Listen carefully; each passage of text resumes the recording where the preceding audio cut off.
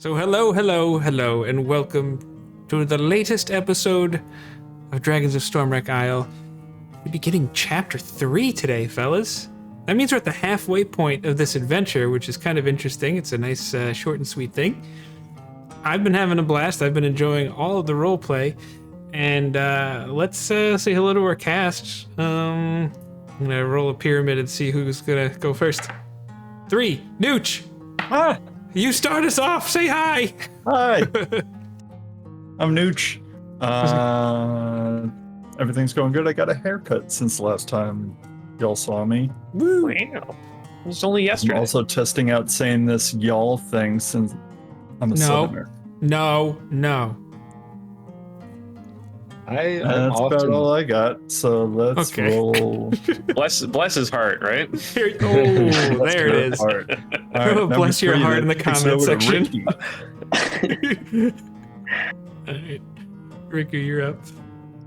Hi, my name's Ricky. You know me on the internet as Ricku or Ricku Twitch, and I've got nothing going on, nothing new.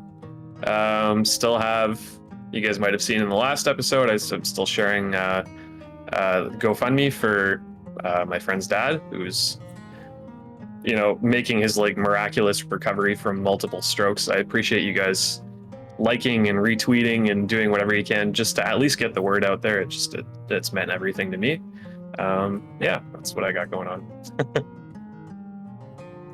Awesome, Josh. hello. I'm Josh, the real JnJake. Yeah, you are. One of the J's here. I also toy with saying y'all, but I think I'm too far north. People get upset if I say that. It's like, what did you say to me? It's a 4-letter word, isn't it? Exactly. Like I'm in it with work. I'm in a group with people from all over the country, and I went to say y'all, and I'm gonna get shamed so hard if I say this right now. I was like, I'm just not gonna do it. But at the same time, I understand. But anyway, that's me. It's fine. And Michael, where are you? You're not where you normally are. Oh, I'm traveling for work right now. I'm even farther south than I normally am. Oh no. Even though I'm in Orlando, so I don't really think that counts as south because it's such a touristy place. Fair But enough. yeah, I'm Michael, also known as Yoda or Master Yoda. I am. That's where you can find me. Let's see down below.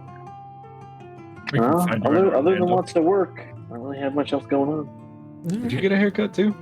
I did get a haircut, so I guess I did have something else going on. I need a And- haircut, and- so I need you to Yeah, me reach for too. both of And me. speaking of having a blast, Got a bad need for I one. feel like Nooch's character's been hearing some blasts Oh, well, you're not wrong about that. Like, That's for Discord sure. doesn't want me to from hear the anything. fire pistol. Yeah. Discord's helping me roleplay, but not hearing any of you guys. Yeah. Yep. Specifically me. Yes, very good. Yeah. Yep. If you see any edits, it's usually because Nooch disconnected. But either way, Only from an audio perspective. yeah. It's like, huh? What? You called me? I don't know. Thought I called you. Discord is like, did he just try to say y'all? Oh no! Shut him down. That's a Domingo It is a thing. 4-letter word, literally. It is, yes. Oh boy. It's a contraction. It is. Domingo could say y'all. But it works on a comedic level. That's true. All right, fellas. You think? I think that let's get ready and start talking about the things and the stuff. When last we left off, we had just come back from Seagrow Caves. You had a nice little mushroom time with some myconids where you were able to hear each other's thoughts. You were able to destroy what I'm going to describe as some kind of red-orange fire crystal-like thing, because it was it seemed to have kind of grow in the ventilation shaft system thing and was making the myconids sick. But Nooch, I believe you called it, was it sulfuric dioxide poisoning that they were probably experiencing? Yep. So Sulfur dioxide. sulfur dioxide. I probably just killed everybody instantly with what I described, but or it's just not a thing. There it is. Yeah, Just see? not a thing. Yeah. So either way, the myconids were having a rough time, and our heroes here saved the day. And on the way back, or after you got back to Dragon's Rest to the cloister, there was a pretty intense conversation with Tarak, a former member, or I don't know if you can fully ever get out. I don't know. That's for you to tell us. Of the Gilded Gallows. And Domingo and Tarak had an interesting conversation about that. And we learned a little bit about Tarak and learned a little bit about Domingo's past. And yeah. It was a good time. It was a good time. He threw a nice curveball at me and out of nowhere. She was like, "Oh, Domingo and Tarak know each other." I was like, "They do? Okay. Apparently we do. So let's go with that," which is fun. There's all sorts of curveballs you can throw at your DMs. So that was one we got to do. Yeah, keep Jake on his toes. Yep. Twinkle Toes McGee, even though that's not my last name. Twinkle Toes, also an Avatar: The Last Airbender reference that you should know. It's true. I'll throw you to the moon, Mary. It's not one of them. I did it. I got it right. I got it right. They like teasing me because I've never seen Avatar: The Last Bender, so you can tell me all about it in the comment section as to why I should watch it. Anyways, so You should just start have with Legend of Korra. Legend of Korra, okay? Because they're both anime, right? Yeah, it's the same thing. Okay, that's all the same thing. Yeah. I went to school with an anime. I went to school with a Korra. Kind of like Ginny Mae and Fanny Mae. I used Maggie to wear a Mac. How fanny about pack. Freddie Mac? Fanny pack? What? Anyways, so the group Big emerges from Tarak's quarters, all wearing fanny packs. No. Eating So- Big Macs. Mm-hmm. Hoping to get lots of stacks. To fill up our Racks on stacks. racks. All right. Josh is like, I don't know what to do with this. Good night, everybody. You know that Yeah. moment that you're in a hotel and you're like, I have no alcohol and this is already a wild night? Yeah. That's where I'm at right now. Yeah. Fair enough. Right? That was always my first stop. Anytime I had to travel for work. Well, you do emerge from the conversation with Tarak. We'll just say you were. I think you were talking to him in the little garden area that he was tending to. Yeah. And let's see. What do we want to do? I'm going to start with Fontaine. You just witnessed a pretty intense conversation. Very emotional. Lots of things going on. Domingo lost Anna. Tarak lost his Daniela. And there Sorry. I gotta write that down. Sorry. may be maybe more similarities there than they both had realized. So what's Fontaine's frame of mind? What's he thinking? What's he want to do? I think we were all sitting down and drinking tea at this point, right? I think that's Sure. where we had left it why not? off. That was the last thing I had written down, so. Works for me. Honestly, Fontaine is kind of just like that whole thing is just like, yeah, it just kind of just went over his head. Like he just didn't register or resonate with him, and just was like, this isn't my thing. And so he kind of just lets it go, and his kind of thought is on what we're doing next. Like, are we going to the next place, or are like trying to feel out the group as to like, are we hustling to go to the next thing? Are we staying here for the night or for a little while? I think it's about midday. I think because you guys left the place in the morning and it was only 2 or What 3 was hours, and something like that. I don't have my notes with me. What was the other adventure that was described? Because I know there were two, and we decided to do the Myconids first. I think the other one was shipwreck. the shipwreck. Yeah. Oh, okay. And I guess your pal. So 3. What was the other one? Investigating Oh. your friend's death. The Well, the but library. We can't do that until they tell us where the There's a library, observatory, right? Observatory. like how to get there, and they weren't going to help us do that until we helped them. Or at least as far as I know. We may have some leverage on that front if you want to go check it out. Maybe it's just marketing, but I think it was phrased "prove yourself worthy." It's just a marketing term instead. Yeah. Who knows? You know, you can interpret that however you want. Well, I think we did an exceptional job on that front.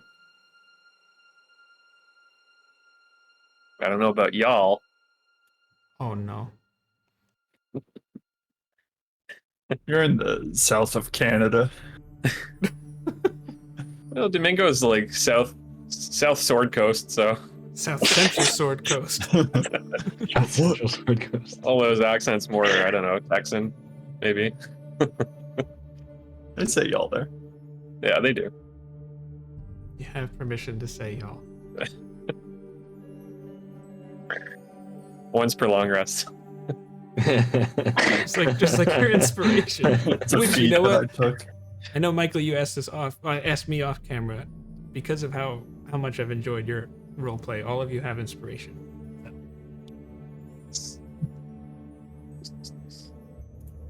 Put the time. Got a little Mm-hmm. sun on my character sheet. Little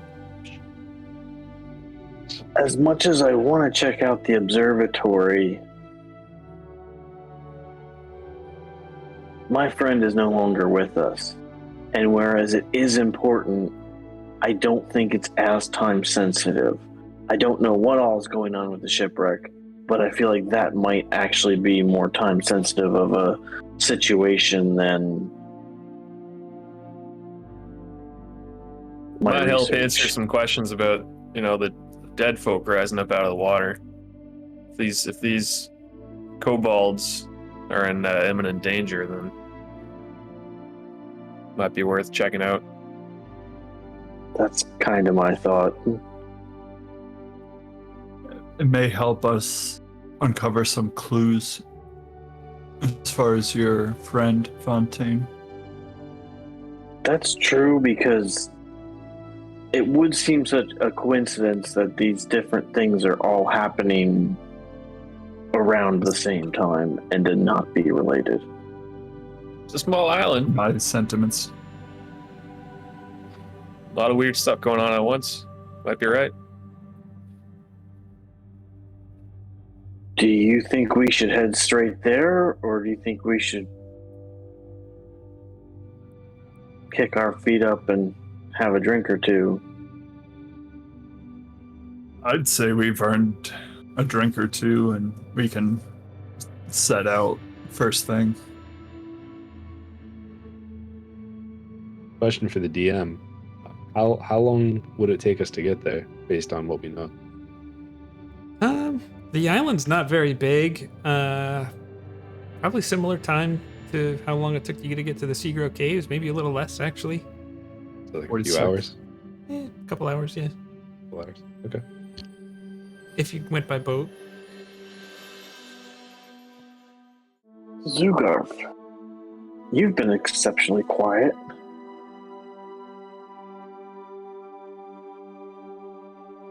I agree. I think we should go to this crash site and find out what happened here. Whether we do it now or if we do it in the morning, it makes no difference to me. But I am interested to find out what happened there and how any of these things might be connected. It seems a lot of events are happening all within the same time period of this crash. There must be some sort of connection. I may be mistaken, but I do believe that Varno watched the crash. Mm-hmm. So we Yep. could potentially speak with her, try and find out what she knows, if anything, before we head out there. If you're comfortable, that is. I mean, you've got a rapport with this woman, it seems like. I mean, I have We a don't pretty wanna good presume. relationship with her. I think Fontaine's best suited to speak to anybody. After Ingvald, that is. The real face of the party. Oh well, I guess if you want me to talk to her, I guess I could. Is that actually the plan? I don't know if that's. I almost wanted to be the plan just to watch you talk to yourself. DMs love that. That's the best. Like, Having have a whole NPCs talk to conversation each with other is myself. the best. Can you bring a couple kobolds into there too? Yeah. So we're just gonna Make it a real I want party. to gather everyone all at once. Yeah. The rest of us can go for drinks. We're gonna go hang out. You're good. Yeah. All of your inspiration evaporates. It's the weirdest thing. Yeah, I don't know how it happened, but here we are. All right, so are you looking to go find Varnoth? Do you guys really want Fontaine to talk to her? I mean, I don't want to presume on either of y'all's If Fontaine's bragging about his relationship with her, then Well, didn't Zugarf had the Yeah. relationship? Yeah. yeah, but Fontaine said that he's got a rapport with her. Hey, I'll watch. Yeah, I'm not. Fontaine, you wish to have this conversation on our behalf? I mean, whatever the group needs. Well, it seems like you've built up a rapport within a day I or mean- two. So if Do either of you have any reason to believe that she might be guarded about this information? Might be hesitant to give us anything? Could always invite her up for a drink, loosen her up. I'm not gonna lie, that's not my forte. Like, I'm good at talking to About people, drinking? but like drinking with them and schmoozing, I think is the word. That's the easy part. Rubbing elbows. Yeah.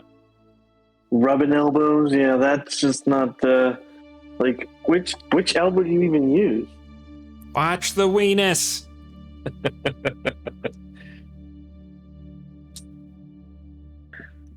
I haven't heard that since like 6th grade. yeah, no. Your weenus is showing. When I You're- stopped maturing. Yes. Yeah.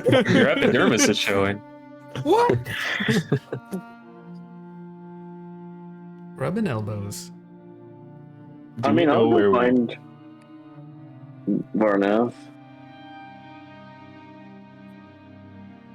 I'll go looking for her.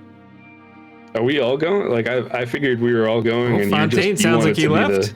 I mean, You following or not? Fontaine just kind of like gets up and starts walking. You go look for her. If you guys are following, then sure. I'll follow. Does anyone else want to watch this? Yeah. Yeah, I do. Ingvald follows you back immediately. I got floor seats for this. And he starts like the first kobold that Fontaine passes. Have you seen Varno? Okay. Hang on. I know this. I know there are some. Hold on. There's a lot of kobolds to sift through at this adventure. I want kobold number 4. Well, I grabbed this one. We need Maybe you names get a and different detailed backstories of each. Yeah. What does he look like? What are his hopes and dreams? Well, His flaws, his bonds. you notice a female kobold who you've seen before. She's got wings that look like they've been mangled a bit. So you don't imagine that they would work as they may have originally been intended. And it looks like she's carrying some just some like tools and stuff like that. So Fontaine, you definitely had probably noticed her before, just because you like, hey, you use some things I use, kind of a thing. And so you ask her where Varnoth is, if she's seen Varnoth. Mm-hmm. And she says, "Oh, Varnoth is. Last I checked, she was repairing the something up in the temple. So I probably would check there. It wasn't that long ago." Thank you. What was your name again? My name is Mila. Thank you, Mila. Kind of just nods and smiles and kind of scurries off. You get well, I don't know if Fontaine gets it. Anyone that might be a little more socially savvy might get a tiny hint of, well, maybe a little social anxiety in there. You're kind of just scurried off a bit. I'm guessing for Fontaine, you don't have to do this, but probably went right over his head. It did. He thought it was a great interaction. So helpful. And continues on his way up towards the temple. Yep. Yeah, so real people person. A real people person. Yeah, so you get up to the temple, and there's not like significant damage. It just looks like she's working on. Trying to think of the right. I'm having trouble thinking of the right wording. The kind of stuff man, my mind just went blank. Fishing rod. He's working on a fishing rod. No, that is not it. There you go. No, like what would be like in between, like if you're laying brick? Mortar? That's okay, that's it. I kept thinking that was it, and I was just like, but a mortar and pestle, mortar is explosives. And then I was like, that can't be right. And I was like, this is not the right word. I don't think it's the right word. But then you all said it. So. She's got mortars. Yeah. Everybody get down! I'm about to blow the hell out of that crash site. Whatever it is, it's done now. Yeah. Her back is to you, but just as a little description, she's a muscular human whose black hair is cropped close to her scalp. She's got light brown skin, has many scars. You can't see it at this moment, but her left eye is milky and presumed blind, and has an elegant prosthetic made from wood and metal that replaces her right leg below the knee. So yeah, her back is to you. She's just kind of working up against the wall and just doing some day-to-day repair stuff. Varnoth, it's good to see you. You'll never guess. I was just talking to Mila down the hill, and she said that you were up here working on this temple. I just had a few questions for you. Are you busy right now? As soon as Fontaine says Varnoth's name, anyone that's noticing body language just sees a slight, like, just from behind, just a little raise of the slight raise of the shoulders, and like just a slight pause too in what she's doing, and then she just continues and kind of looks probably over her right shoulder, and no, you can ask your questions. That's fine. Well, we were going to be going and trying to investigate the shipwreck that you had mentioned, and I was just wondering if there was anything else about it that you noticed either odd or any little details that you may have seen that could give any kind of information as to what we might be walking into. Kind of just puts her, I think trowel would be the right word, down, and turns around, scratches her head a little bit. It's been like it's usually been. Over the last few weeks, it seems like ships here and there will crash much more frequent than it has been in the past. So there's been multiple shipwrecks? Well, ever since that gold dragon crashed, the bones tends to be hazardous. This was a long time ago. You'll see them if you go check it out.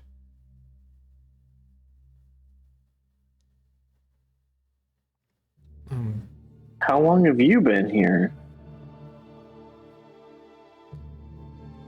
Kind of smiles, briefly glances at Zugarf, briefly glances back to Fontaine.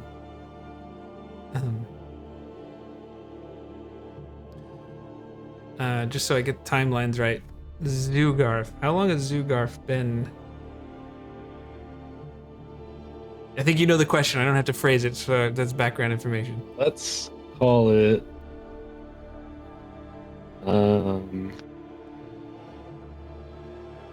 Michael, 5 or 10? 10. 30 years. Is that too many years? I don't think I know how old Zugarf is. I didn't realize. Is he older than that? He's in his 40s or 50s. I have it written down somewhere. I think they age about the same as humans, right? Half-orcs. Could be wrong. He's a full orc. Oh, yeah. Oh, he's a full orc. That's right. So, yeah, orcs Full-blown can orc. live to be older. They just usually get killed before. Oh, Yeah, fair enough. so- Okay. Yeah. That's Lifestyle choice. I forgot. Lifestyle choice. Okay, so yeah, so Varno Let's call it says- 20. Call it 20. okay, that's fine. Yeah. So Varno's just maybe 7 or 8 years now.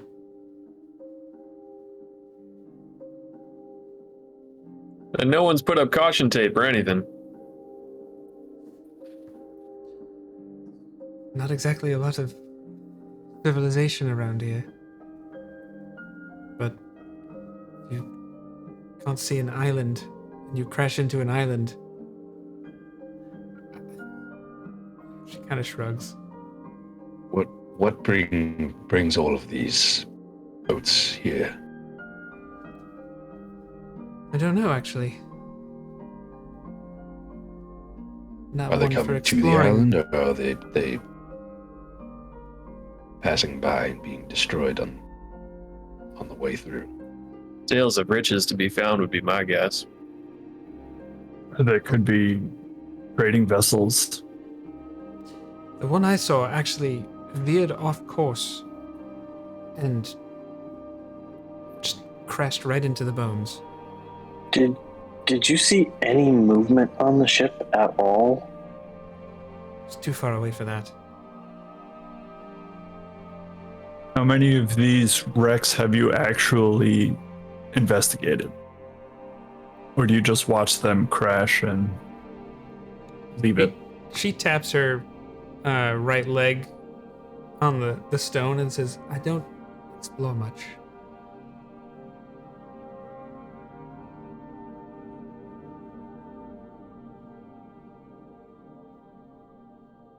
Yeah, wooden legs just don't have much shock absorption for hiking these days. These Not days. like, she says, not like they used to. Then kind of,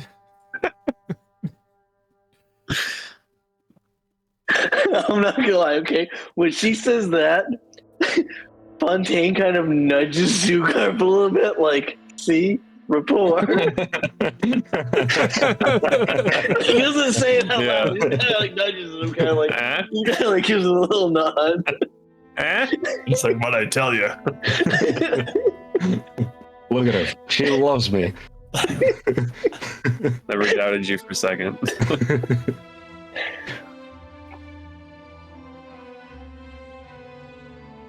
you want to know more about the shipwrecks, though, I suggest you speak with Runara, actually. She's been here since any of us remember. Priestess, right? Yeah. Do you know of anyone that's explored the dragon bones and come back?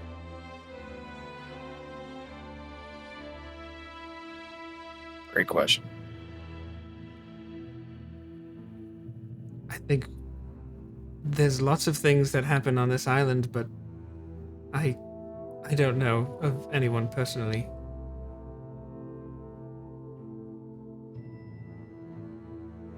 I appreciate your time. I know this is important work, but thank you.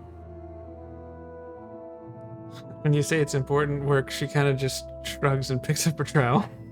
Just, yeah, sure. You're welcome.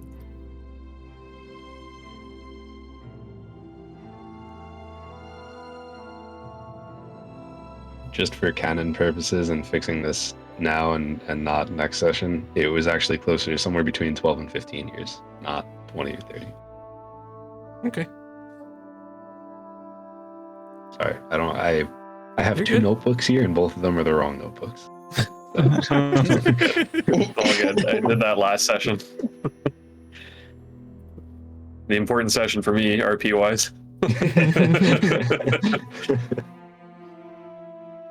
Fair enough.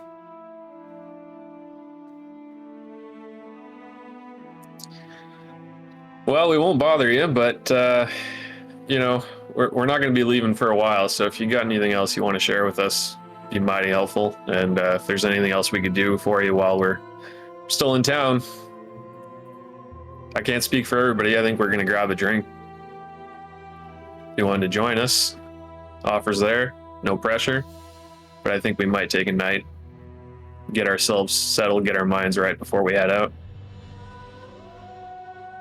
Just kind of nods. Did you bring your own? Oh, I'm always My packing. own. You're talking about drink, right? She just smirks.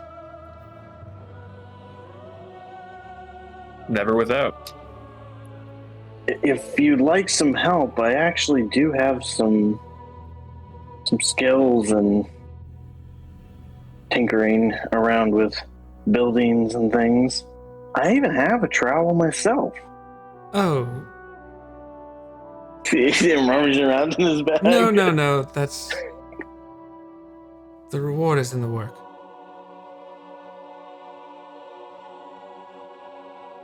I appreciate it, though. Here I thought the reward was the outcome, but Guess it depends on why you're doing it.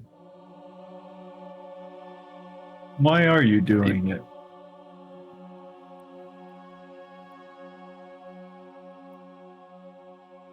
Because I want to. And the old... that sounds like That's you're it. dodging the answer. Very observant, Fontaine. Let's just say it's better than the alternative.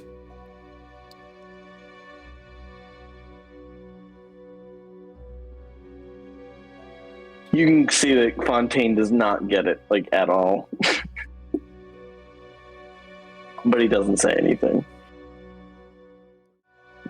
Thank you again. Yeah, sure.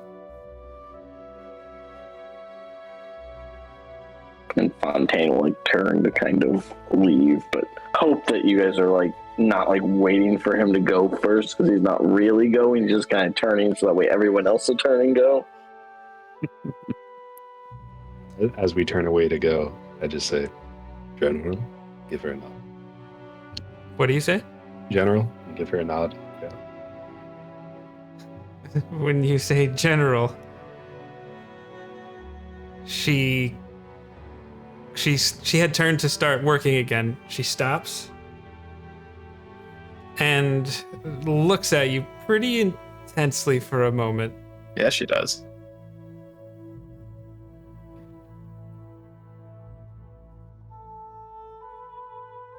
And then resumes. And anyone that turns around actually will see Elder Runara just standing at the doorway, just watching. So convenient. I love it. Isn't it? Gotta love these small towns. Not a lot going on. There's only 6 buildings. I mean, come on. No, it genuinely is a small place. So. It's pretty small.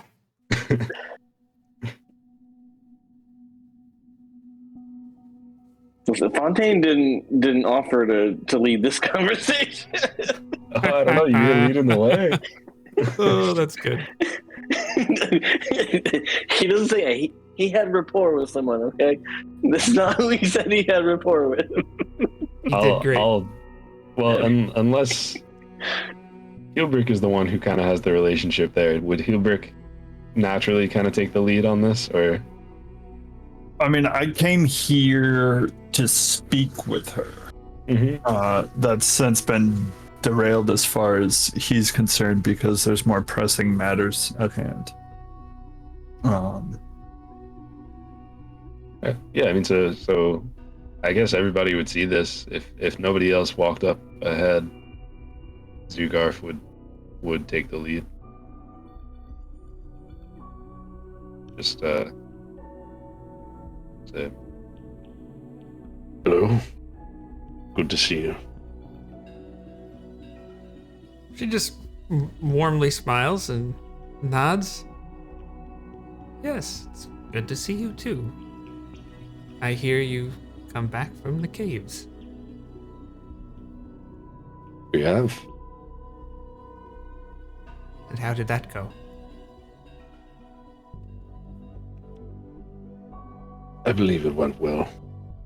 Their problems have been solved, at least the ones we went there to help with, and the people, the mushrooms, the fungi, they seem to be well. She smiles as you work your way through that sentence. Good. We were told to speak to you and that you might have more information on the shipwreck and more shipwrecks. From Varnoth told us that there were many shipwrecks and not just this one. This is just the most recent. Can you give us any information about that? Have you sent anyone down to investigate, or do you know why these are here? She kind of nods, not in saying yes, but just as she's a nodder. She's listening, and they do seem to have increased lately. But I suspect you will find the answers you seek on an older wreck, the Compass Rose.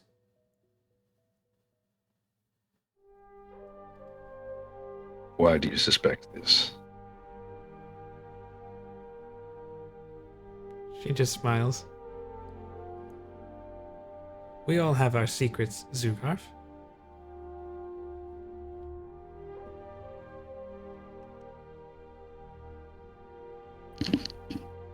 We do all have our secrets, but we are about to investigate this on your behalf. So, if you already know what's happening, and you already have the information, is this just a game?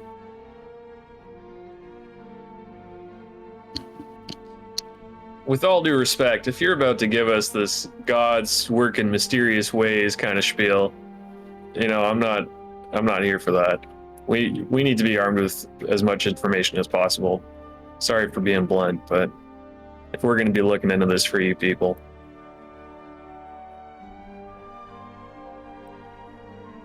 I'm sorry for stepping on your toes, Zugarf.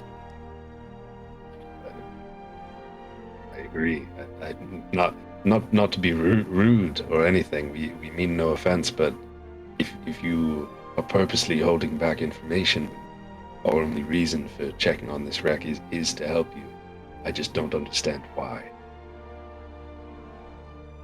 So many assumptions. The reward is in the work. What is The it you second wish to time we know? heard that today. Why do I believe it is the secret is in the compass rose? Why do you believe the secret is in the compass rose? And why is that a secret? Because when the compass rose crashed, that's when the zombies began. When was that? Probably close to 40 years ago.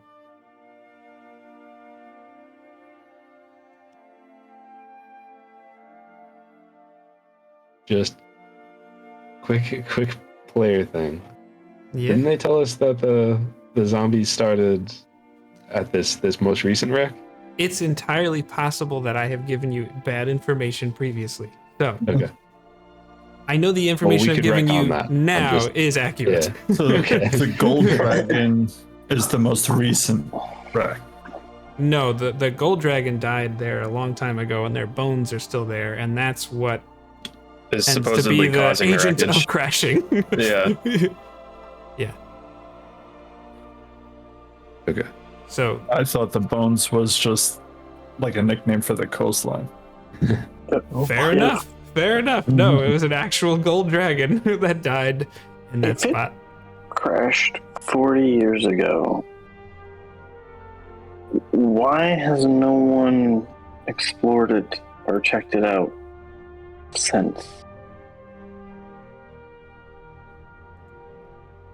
She glances at Domingo because they were not meant to.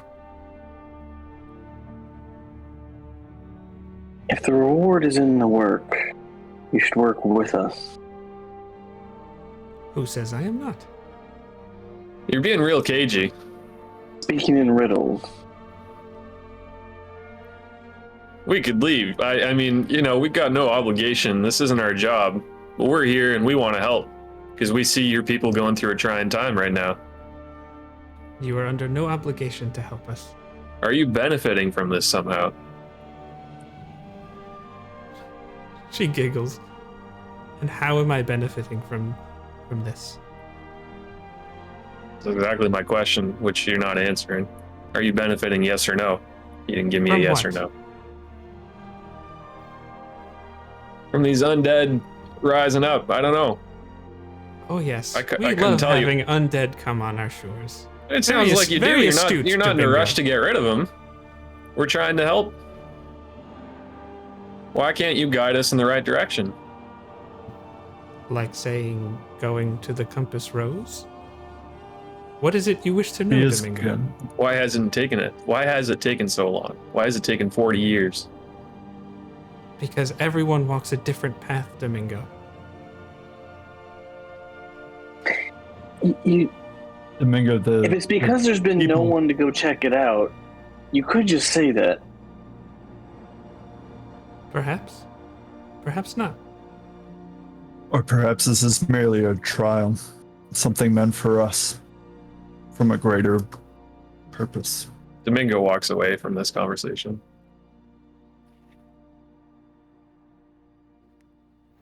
Down, boy, down. Because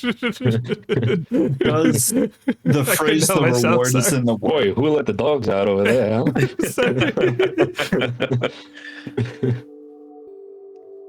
I'm sorry. Does what were that you phrase mean anything to me? saying?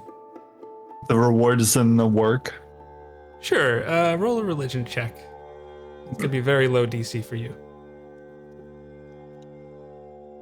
That is a 23. Yeah. It's something that your dungeon master just made up now this session I'm to into it. work for the situations and to help maybe paint a picture for why some of the people are here. Well, I put that together. Yeah. But it's, you're in a temple of Bahamut, so that was, I just smacked my weenus. The one protection. He's trying so hard I not did. to laugh because he's I a whacked mouthful of whacked drink. my elbow on my desk. But yeah,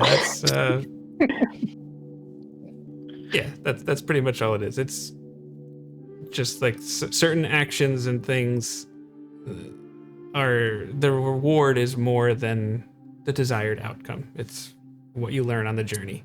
Yeah, what you become Everyone's on the journey. on a path to redemption. Journey before destination. Yeah. Definitely in that lane for sure. I think we should give the DM inspiration for that. Snap. Yes. Reach. I'll take it. Lewis over here. That means one of us is gonna die. Yeah, that's good.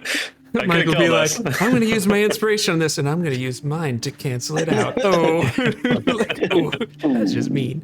That's just mean. Won't do that. All right, so we'll just center in on Domingo. Just walked away. Gilbert seemed to be He's not too far. He's sitting on musing aloud. Yeah, like a And- cliff's edge, kind of drinking from his flask, staring out at the sea. he's got a different religion. And so Fontaine, sensing that his part of the conversation is over with, looks at Runara and goes, "The path is underfoot," and then turns around and walks towards Domingo.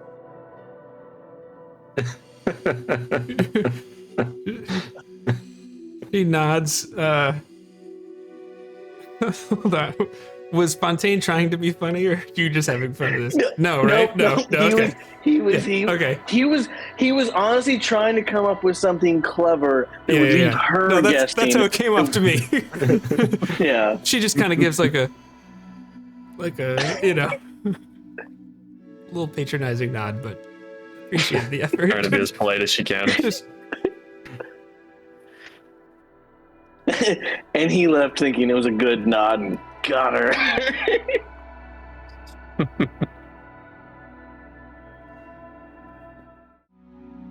Why the frequency has increased, I couldn't tell you.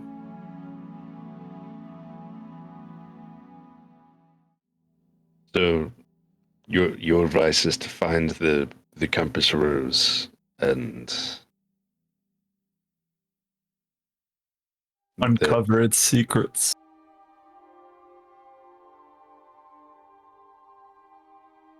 That'll be our reward for the work. I believe that is where you will find what's causing this. Yes.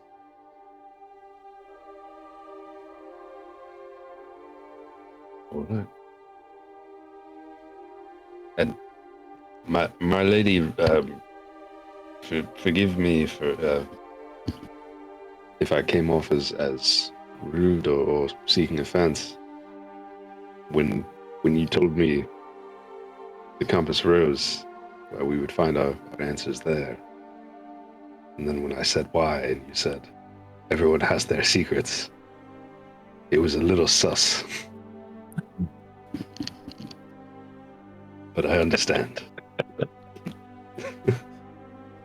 She kind of giggles. And then just kind of looks back at you. Not in like a challenging way, but just like kind of plainly. I don't know. There's a certain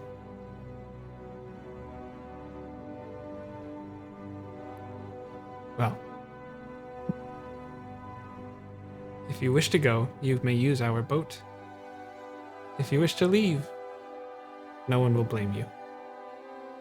The choice is yours. She kind of gestures over to Domingo when she says the latter part of that. I think we've made our intentions very, very clear.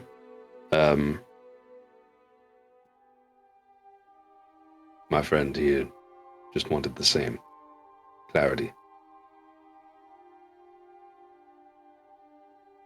But we probably will not begin our journey until the morning. Is there anything that we could help with in the meantime? Nothing comes to mind. If you wish to explore the compound, you may. You wish to rest? You may. Whatever you like.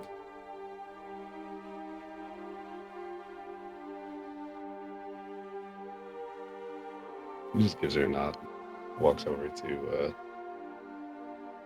Domingo and Fontaine. I think Runara just turns and looks at Gilbrick. She's pretty short, too. She's probably not even 5 feet tall. Human, Oh, Jesus. but just kind of like looks up.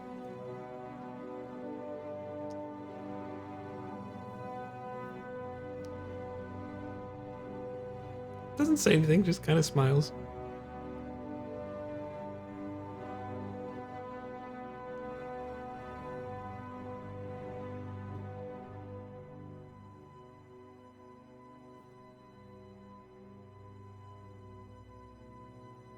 Runara, if I may.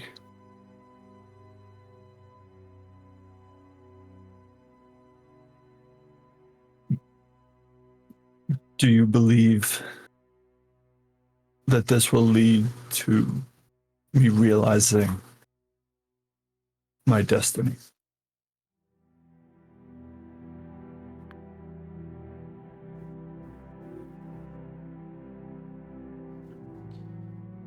Kind of warmly smiles and looks down for a brief moment and then meets your eyes again. If your destiny is not clear to you yet, I am confident that it soon will be.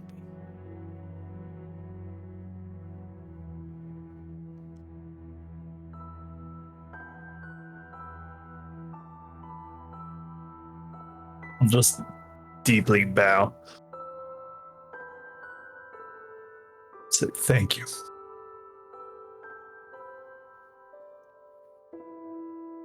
Thank you for your help so far. It's been wonderful.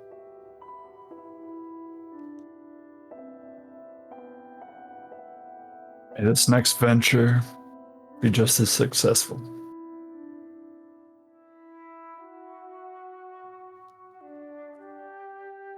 Agreed. Ringo, what are you drinking? Whiskey, my friend. Is there enough for two? Sure is. Pass over my flask. I drink a little bit too much. Like, I feel like a swig would be, you know, what's like socially acceptable. Do like 2 or 3. You know, like he's not gonna drink the whole thing on you, but like a little bit more than you would think someone would if you were just offering them. A couple of Bobs of the Adam's apples. It's not a wee nip. It's some strong. It's some pirate shit. It's not stuff that you would find in like your taverns of Neverwinter. Very good. Thank you. Sometimes you need a little kick, you know? It's been a day. As often as I could get it. It's been a long day. Not even dinner time yet.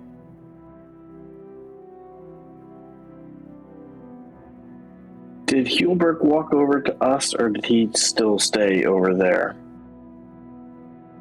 I would have walked away after bowing and saying thank you, but I'm definitely in my head. Are you like with us, but just introspective? Yeah, I'm sitting over with you guys, but I'm just kind of quiet, and ruminating.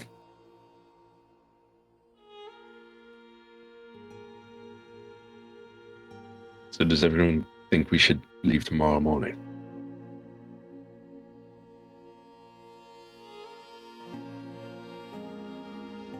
I believe Good. we should. Yeah, I'm good either way. I mean, I don't think it would hurt to take the night to clear our heads, make sure we're in a good space, reload, so to speak.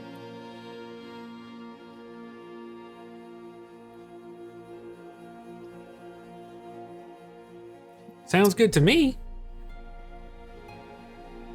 You said freeload, so it's all piped up. Fontaine jumps a little bit because he forgot about it.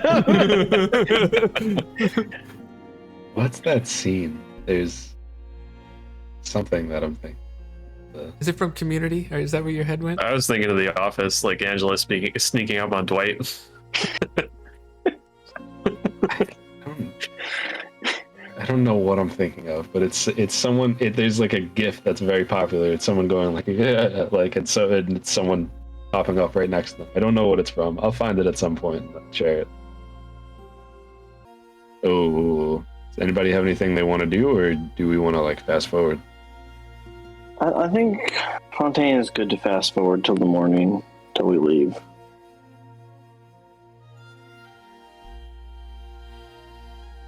I'm good to fast forward. Yep. I mean, unless you guys had anything else to do today, I'm perfectly fine getting my drink on, getting some food, and getting some rest.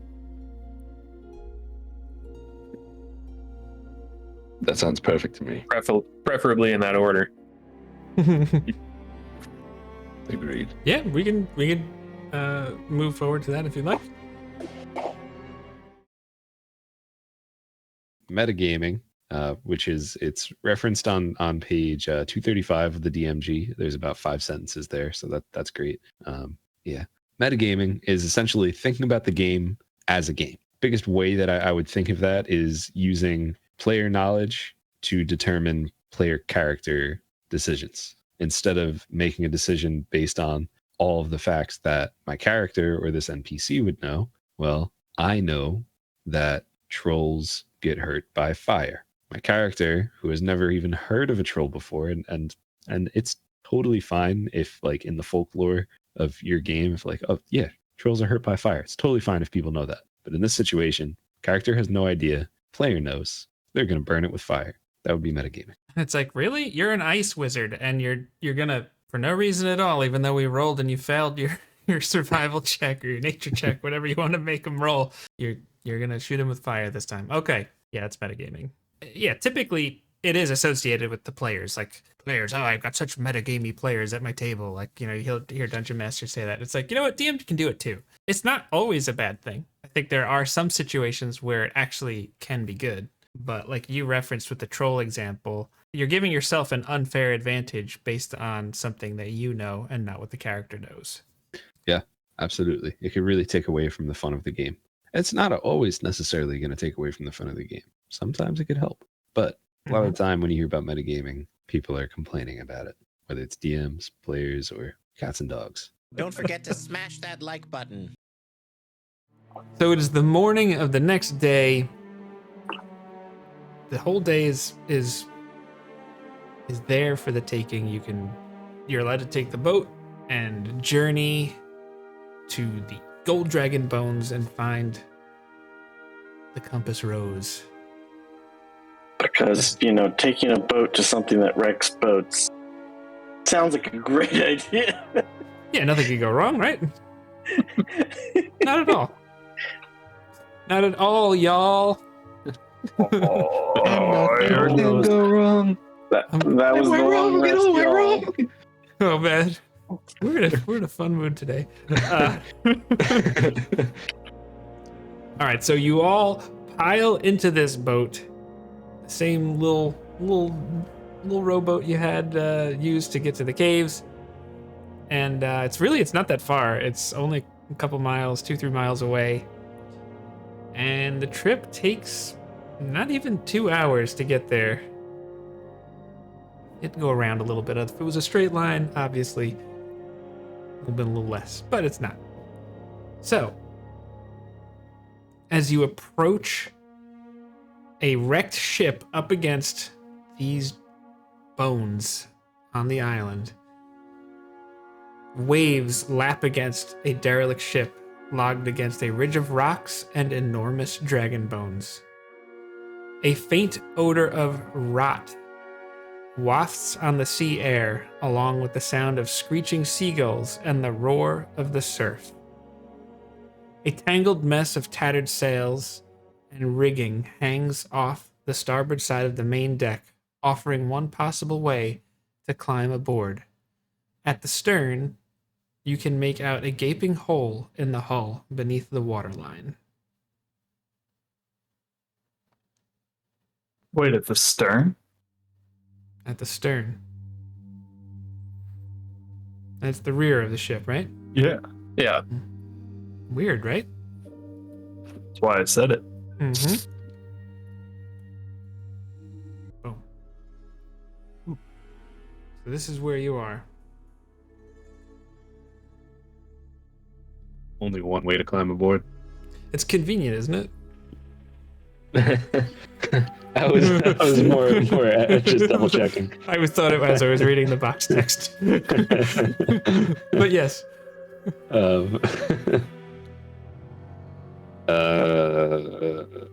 Means Ugarth is just gonna kind of like turn back to the group and just go first. Just hop aboard, climb aboard, unless someone stops him. Yeah, I'll go climb aboard. So will Fontaine. I'll go last, and I'll take out my 30 feet of hempen rope, and I'll tie our little ding boat to the side of the ship best I can. Little sailor's knot to the side of the ship. He was like, so I don't know if this is a good idea.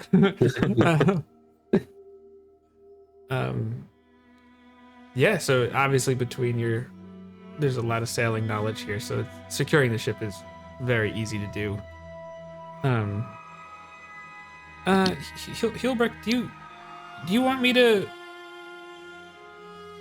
go with you? You want me to stay with the boat? What Why don't you come along?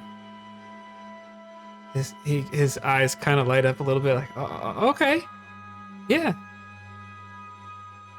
let's do that. I'll help him in. Yeah, so here you are. You're on the ship here in the middle. This little pole in the middle, it leads up. Rope ladder runs up the mast to the crow's nest, which seems actually somewhat secure considering the rest of the the rest of the condition of the ship.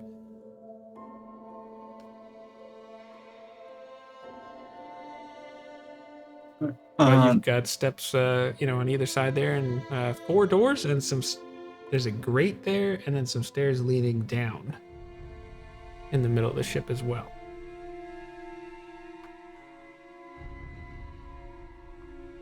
Like I always say, let's split the party. Of course. I would like to check out below deck and see if I can investigate around the hole in the stern, because that's suspect. So you're looking to go down the steps this way? Yeah, I'll let people know.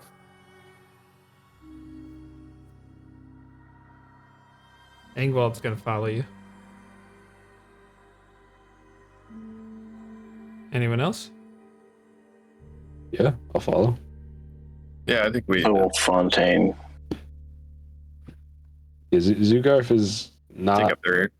He probably has the least amount of experience with boats, so he'll pretty much just go wherever he's told in this scenario, unless he sees something that he needs to take care of.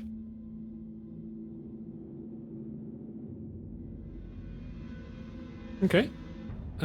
Yeah, so going down there is easy enough. Let's I don't need you. Do this. I'll rearrange you in a moment. Oh God, we're drowning. You're drowning. All right, we'll I'll just put you guys off on the side for now. Sure. Heelbrick, you emerge first in the lower deck. Oh, sometimes I think you can see what I see until I realize you can't. So there we go. The descent to the lower deck is chilly, wet, and unsettling. Seawater obscures the floor and sloshes against the hull. Decaying crates and barrels are scattered around, some floating freely, and others stacked into corners. You hear splashing as a walking corpse lumbers towards you, wading in the water that doesn't quite reach its knees. So apparently, we're gonna be rolling some initiative here. All right. Nice. Ingvald, what do you have? Okay. This is exactly what you want. The first person through the door to roll. Make sure I got this here.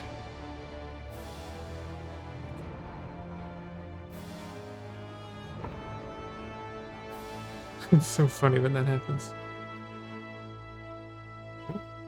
Can you guys hear Harry barking? No. No. That's good. Okay.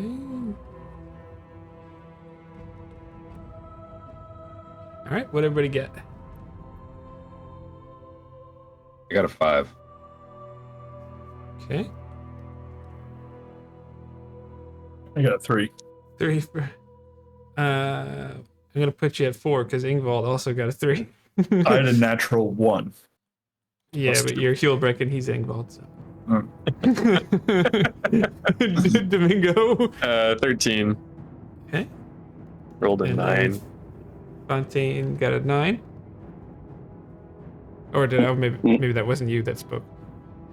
No, I got an 18, but I'm actually going to switch mine with Shipwreck. See, there it is. Using alert. my alert. There you Love go. that. 1D. Just because it makes sense that he should go first, or at least have the highest being right there. I get it. All right. Now watch me get attacked from behind and they come after me. Shame, they're not doing 1D&D anymore. It's just a rules update. Oh gosh. Yeah, this zombie right here is just hanging out in the by the barrels. It starts moving towards you.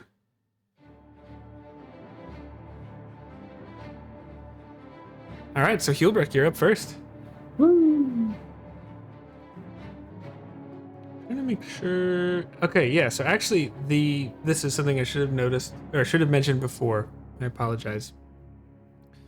The water on this deck does make things difficult terrain because it's just not as easy to navigate. Relatively deep. Yeah. I mean, the ship is a little bit on an angle, or starboard side is lower. Yeah. So, but yeah. The starboard side's lower, Yeah. so I'm walking slightly uphill. Yeah. You're leaning a little left. Okay, well, I can still get right up to him. And I'm gonna do that, and I'm gonna hit him Okay. with my mace. 2, 3, 4, 5, 6. There you go. Whack. Whack. Shit. It happens. All right. That's another natural 1. All right. Yeah. So you weren't, your foot just slipped a little bit as you swung. You just thought you planted it properly, and old wet ship. There you go. The zombie even was just like, swings underneath your mace. All right, Domingo is next. So you're gonna to get past. If you want to get past them, 1, 2, 3. You'll start here using 3 squares of movement because you're behind them. I know it's supposed to be difficult terrain to go through people, but seems a little cheesy to me. Yeah. Well, I'll do that. And I think, how many squares would it take for me to get up to? Hang on. 2, 3, 4. 1, 2, 3, 4, 5, 6, 7, 8. So yeah, you need another 40 feet of movement through the difficult So terrain. I can bonus action dash. You sure can. And Yeah, because You you still have half of your regular movement, right? Or do you have a Yeah. speed of 35? I have a speed of 30. Okay. But actually, yeah, I would have 45 feet of movement left total, Mhm. right? Yeah, you can make it. So yeah, I could definitely get there. So yeah, I'm gonna run up to right next. Yeah, right there, Okay. and hack and slash. Do it. 12 to hit. Yeah, it's a zombie. You got him. Nice. That'll sneak attack damage. You have to roll a natural 1 to miss. It's a 6 Pretty plus much. 3. It's 9 plus 4. 13 on the first hit with the short sword. Ooh. Yeah, it just immediately cuts out a nice chunk of wet, rotting flesh. Nice. You just hear- 14 to hit with the dagger. That definitely hits. Yes, it does. That's 1 plus. Not plus anything because Probably it's just offhand. one. Just 1 damage. Yeah. But yeah. I don't know why I rolled a second time, Yeah. but All good, yeah. So just stab a little bit, and it's just rotted flesh just falls off of this corpse as your blades cut into this thing. nice. And yeah, that'd be my turn. Okay. Movement, bonus action, yep. I always think it's funny when zombies get better initiative than anyone in the party, but the zombies do go next. This guy, after ducking, taking hits from Domingo, just is gonna turn and try and use a slam attack against Domingo. Okay, You will try. he will try, and an 8 is not gonna cut it. So Sure won't. just tries to slam, and you just easily just slide right out of the way. Yeah. And you may have noticed that I did say zombies. Where are the Zumbinis? Where are they? The zombinis. I love One comes that out game. from over It here. was so good. Make me a pizza. And it's gonna dash and get up to Shipwreck. And then you just hear Right. sloshing coming from the other side of the staircase. 1, 2, 4. 1, 2, 4. And used its dash. It's a party now. Speed of 20 for zombies is great. After the zombies go is Zugarf. So you could get to the bottom, but using 1 square of your movement. I can get to the bottom of the stairs using 1 square of movement. Yeah. Okay. So So you definitely saw action happening. You know, everybody's bolting it to do their thing. yeah.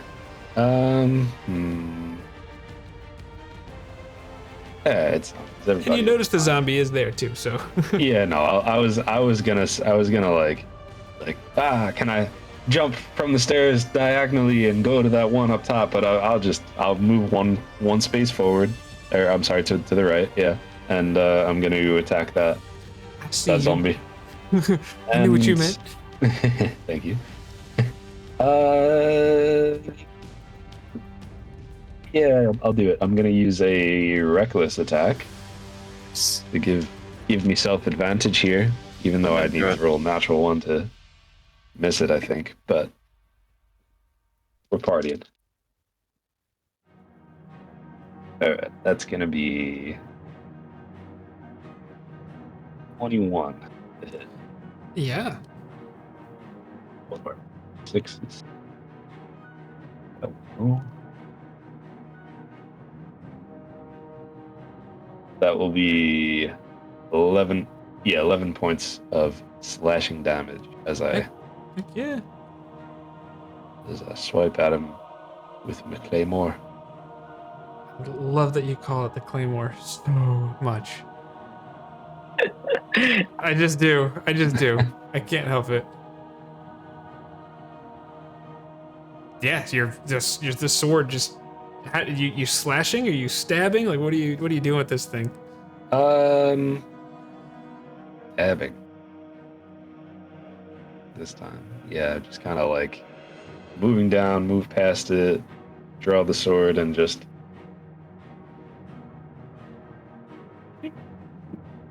Okay, yeah, so you just actually just the sword, you impale it right through the stomach and pull it out, and it's, I mean, you ripped meat and flesh and stuff out of it, but it's just kind of like lumbering forward still.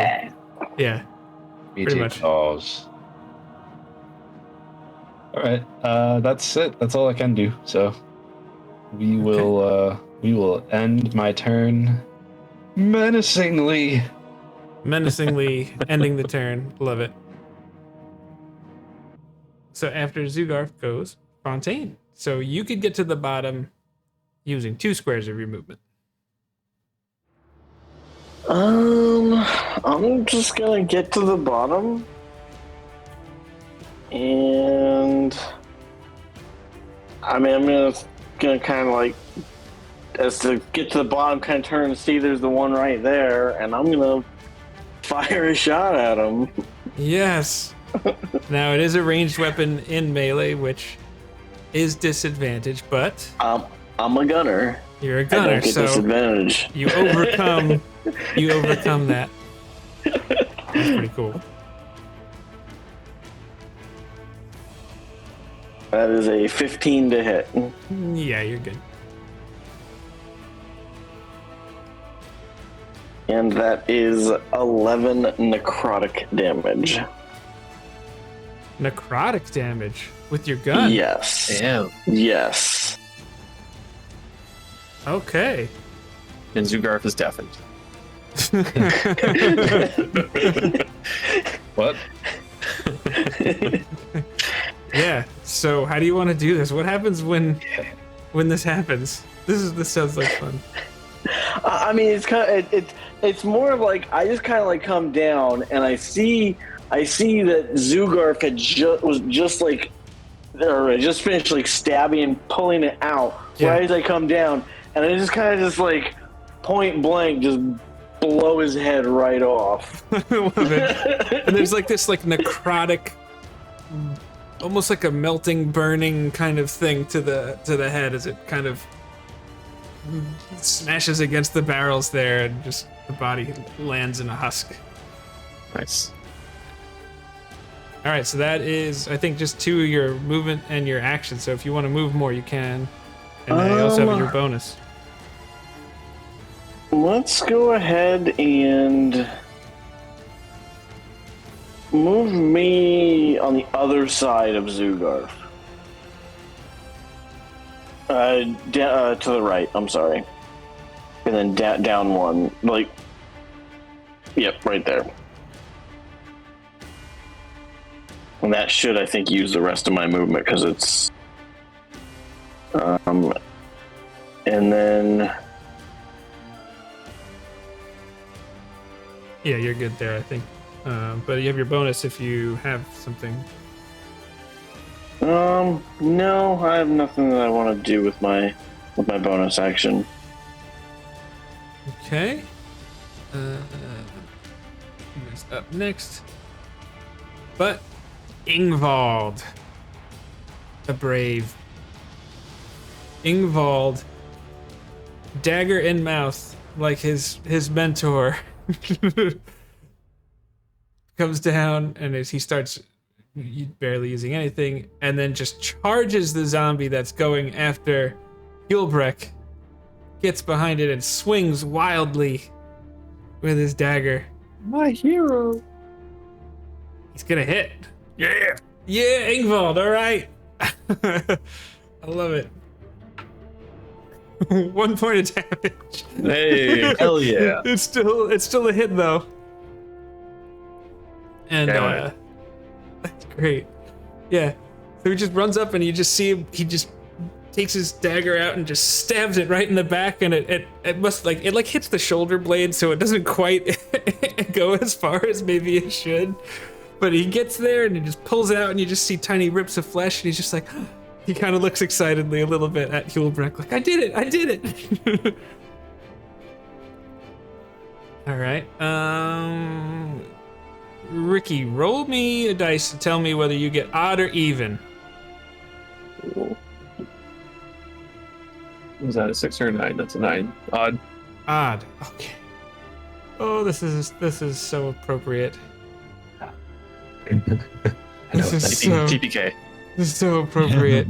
It's that Igbald's DM about to get inspiration I slapped. gave him. Eggbolt is definitely getting attacked. No. Okay. Speed of 30 feet. Yeah. Out from behind the this thing here, you see what looks like a zombie, but moving much quicker. Oh no. Comes around the corner, 1, 2, 3, 4, and then just goes right after Engvald. Jeez. It's like an I Am Legend zombie. Swipes at it with the claws. I think that's gonna hit. Oh my. Engvald's armor class is a 10. Yes, this does hit. Okay. 12 to hit. So okay. So then, Does he not wear armor? no, Oh man. no, he's yeah. Oh, poor Engvald. He goes down. 6 slashing damage and down he goes. No. Yeah. Just as Ingvald, like Shipwreck, you see Ingvald stabs the zombie, pulls out the dagger, he smiles, and then you just see this like shadowy figure come out and just rake its claws across his back, and Ingvald just hits the ground face down into the water. Poor Ingvald. But, Shipwreck, it is your turn. What are you gonna do? I have only one option. Everyone can make a DC 15 con save, as far as the bad guys are concerned. All the baddies?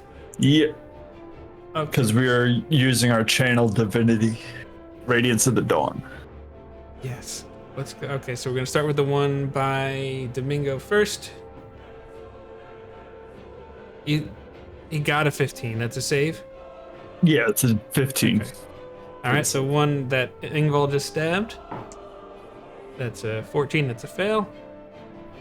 And then the other creature also got a 15 exactly. Okay. So we got Oh. two saves and a fail. 15 radiant damage. Ooh, so the failures take 15, right? 7. Failure takes 15. I always mix that up Success too, because you takes think 7. failure in terms of what you are doing, but it's, Yeah. wait, no. That's, okay, and then the others take 7. Correct. Okay. Yeah, what does this look like? So you take out your holy symbol and do your thing, or what? Yeah, so I see him and his success. I'm so excited for him. And then I just see this just. And he just face plants. So almost like in a rage as ripples just burst out in the water around me. The Yeah, hair is going just. yeah. So the one in front of you is the one that failed, so I feel like it just takes the brunt of the light. But the other ones are able to kind of duck behind things or whatever, but that's how they save. But yeah, it's just radiant energy pours over them. And then I will deal with any attack from that guy as I move and step right next to Ingvald. You're gonna move over a couple squares. Yeah. Okay, yeah, the zombie will definitely take a swipe at you. Actually might hit. 19 probably does, right? Yep. Okay. But only for 2 points of damage has he does connect, but I guess grazes off your armor a little bit. I'm just not paying attention. All right, so that was I think you have your bonus if you wanted. I don't have anything useful for a bonus. Okay. All right, so after Heelbrick goes Domingo. Okay. I'll hack and slash the zombie in front of me. I believe in you. 3 on the die. 9 to hit with the short sword. 9 hits. These things are so slow. Yep, they're just meat bags. Yeah. That's all they are. That's what is that? 4 plus 4, 8. 8 to hit with the short sword. Yeah, that hits too. Or sorry, 8 damage on the short Oh. sword. That was 9 to hit. 5 plus 6, 11 to hit with the dagger. That hits. Well, on the short sword finishes him off. Well, actually, you know Okay, what? nice. Let me hold on. There's Hold 1 on. damage on the dagger. in Hold case on. you We need all it. know how We zombies do. go. Yeah. Does the 10 radiant plus damage 13. have to put them down, or is it radiant damage that turn? They can be killed by anything. Radiant damage prevents their special feature from triggering, They But- can't. Yeah, I don't think they can. but they fail. Regenerate off The of radiant. DC is plus the damage taken, which it misses by 1. So you actually do kill this zombie. Oh, amazing. Yes. So Love to see it. I'll just So- lop its head clean off like nothing fancy just like, with my short sword. Yep. And you can because save I'm- that dagger roll. Okay. Well, I'm going to use my bonus action. So Domingo is going to kind of splash some water on his face and say, "Oh, please let this work." And you'll see his eyes kind of glow, and he's going to healing words and try and get Ingvald back up. There he is. Get up, boy. This ain't your time. Get up and fight. I love it. How does that work? D4, right? Plus, Yeah, it's... All right, keep hitting my flank. probably get him right to max very quickly. Yeah, 1d4 plus, it's my charisma in this case, plus 2. So, where's that? 2, 4 hit points. Yep, he's at max. Oh, boy. On a scale of 1 to 4, he's at max. Okay. So that was your bonus, but you also do have that second strike, right? With your... Because we're using the one. Yeah, I guess I do. rules. Yeah, so I guess I could run up, I don't know, to the zombie closest to me right next to Heelbreck and just take a dagger slash at... I did already roll my dagger. I rolled 1 damage. I don't know if you want One me to keep damage? that. Okay. Yeah, that's fine. I'm good. I'm good either way. So Okay. Yeah, so you just took a nice swipe across its chest, and you grabbed some flesh off of it, but it's still standing. yeah. All right, so that was all 3. Zombies go, and that zombie took a stab in the back, got burned by radiant damage, and now just sees a dog swinging a dagger at it, so it's gonna swing at Domingo. Natural 2, that's a miss. Yeah, that's it, because the other zombies are gone. Nice. Zugarf. So, is it possible for me to kind of jump or step along the edge of that staircase there to get behind the big boy zombie? You're trying to Yeah. go like back here if you can? Yeah, is that possible? Let's do this. So let's make it a check. You gonna try and muscle pass like a fullback running the football? Or are you gonna try and be a little finesse and I hit was the B button thinking for a spin move, or like what are you thinking? I was thinking I'd just like step on the railing. But let's muscle past because that sounds Yeah, roll an athletics fun. check. Let's do it. let's see. We'll make it contested because that sounds like fun. Come on, All Derek. right, then I'm gonna use my inspiration then because it's 11 as of right now. Okay. It's 11. 11. Mm-hmm. You beat it. Beat its 9. So you push right past it. How you doing? How you doing? There we go. All right. Do I have advantage right there? You Or sure do I need do. to move up one? Okay. Ingvald is conscious again.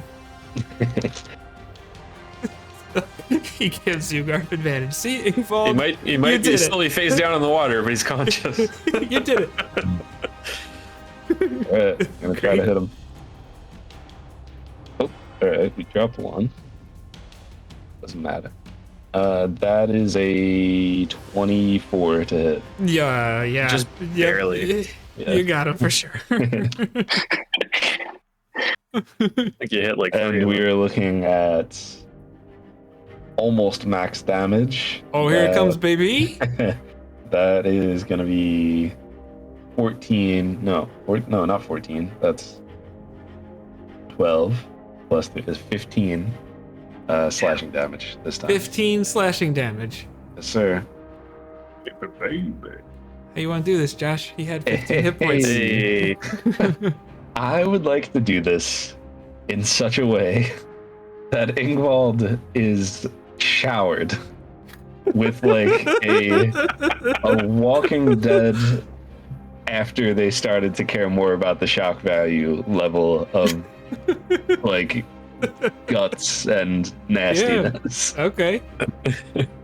So, I feel like as you muscled past this thing, you took your sword out and chopped it in half. And just kept going through, and Yep. just in true Dragon Age Walking Dead, it just guts and blood splatter everywhere. He's just got a small intestine wrapped around him now. Yes. Yeah. Ingvald, his head picks up like, huh? Yeah. Just Yeah. to get like I'm still imagining Ingvald laying down in the water, and then the top half of the zombie just plops over onto him. Yes, absolutely. Oh man, you gotta love it. All right, so that was some of your movement and your action. So you've got a little bit left if you want to do anything else. So you used 20 feet so far. I will use 20 feet. I have 10 feet. So you got left. one more square. Yeah. All right. I mean, I'll take one step to the right. But no, that's it. All right. After Zugarf goes Fontaine with Splatter Boy on deck. So I want to take one step to the left, Oh no, I know it's coming. Oh no. and then I'm gonna fire between Oh, no. the two at the zombie. Yeah, but now you're gonna have Domingo get it too. But it's more of the fact that I had to get right next to you. I know. Just really needed that. Yes. That is an 8 to hit. An 8 hits because it's the zombie. I was really tempted to use my inspiration, but I guess it's not I was like, you know what? I think we're good. Slow as molasses. Mm-hmm. And 11 damage. Yeah. Damn. How do you want to do this? Come on. This one I actually kind of wanted to like clip the side of his neck so his head just kind of like falls over, but when he does that, it falls onto Ingvald. Oh my goodness. It kind of spins him around a little bit, and he trips over his own legs and just flops right on top of Ingvald, as if Ingvald, you know, like when you go on all fours so someone can push you over. It looks kind of like that a little. Yeah, exactly. Yeah. My dog. Oh man. Yeah. And so that happens. The zombie's there. Ingvald goes back under the water. You see splashing and stuff like that. He kind of picks his head up and is just like, "Did we do it? You were great. Yeah!" He like really celebrates. Actually, you see Guts. His hair is all wet and sloshed, God. like everything, but he looks like genuinely happy. Just help him up out of the water. Kind of dust him off a bit. Yeah, You okay? I think so. Something hit my back, but he kind of like turns around like a dog chasing its tail a little bit. And he's just like, I don't think there's anything going on back there. And you take a quick look, like you can see the clothes are scratched, but there's no blood. There's blood on the clothes, but there's no Yeah. like wounds. But the wounds are healed. Yeah. There's like, You do that? Thanks, Hulbrick. That was Domingo. Oh. I didn't know you could do that. Occasionally. Doesn't always work. Well, thanks, man. I appreciate it. You showed real spirit. Well, you gotta be brave, am I right? Step one. Proud of you. He's like, so I guess we should start exploring all this stuff. And he looks like he's really confident right now. Like he's starts to like go over to like a barrel over here. Oops, that's he goes over to these barrels. He starts like looking at stuff, like investigating things. I'm gonna investigate the hole. In the back corner. Yeah. Of the, yeah. Up here. Okay, cool. Okay, so I understand that actually you look up and the hole is actually in the ceiling. Interesting. Is the stairs going down fully flooded? Like, Hang on one second. I'm just gonna make sure. I feel like this information is a little. Okay. Because I'm assuming the dash lines. There actually is. I'm sorry. There is a hole above, and you just see water there. But we'll just say, just because I'm really butchering this, you just as you were looking there, just like maybe your toes kind of looked like they might have been able to continue going down too. And you're like, ooh, okay, what do we got here? You got a good passive anyway, so. Is there any idea of like what could have caused it? Like, is there like a pillar, cannonball, something? It's dark. Do you have dark vision? Yes. You do? All right, so I will let you make a perception check with disadvantage. Ooh, 2 11s. So that brings my perception to a 16. Yeah.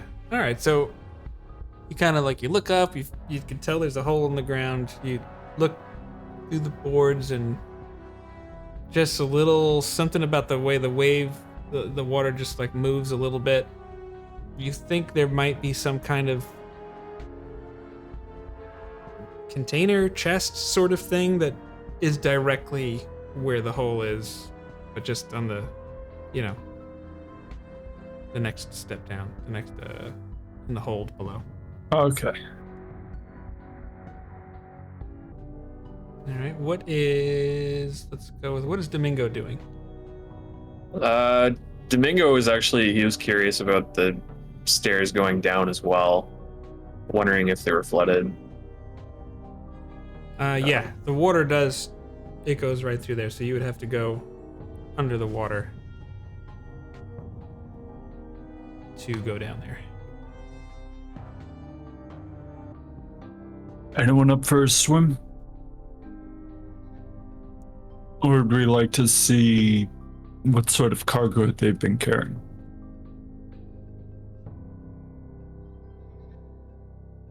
I'd rather look at the cargo before we go under.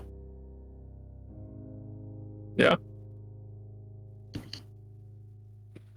All right, so you guys are gonna start what? Just open up crates and barrels and stuff? Is that?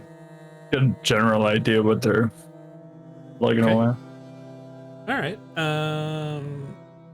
So just so we don't go too crazy with this, each person is going to have an opportunity to roll 2 d6s to talk about some treasure. So so Hulbrick, let's go with Hulbrick first. Do you want individual or total? Individual. 1 and 6. All right, you find 5 bottles of fine wine, packed in straw, Yum. plus 1 broken bottle. 1 and 6. Ooh, very cool. So then you also see a sealed leather case which looks like it might contain a scroll of some kind. I'm gonna ritual cast my detect magic Okay, so while everyone else is doing their thing. Yeah, we'll come back to that. Yeah. Who wants to go next? Let's go with Zugar. 4 and 3. 4 and 3. You find 10 small 1 pound bars of silver. Wow.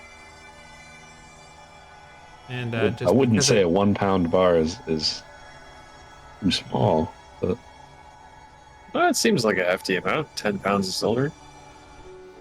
Just because I don't want to have to look it up later, they're worth 5 gold pieces each.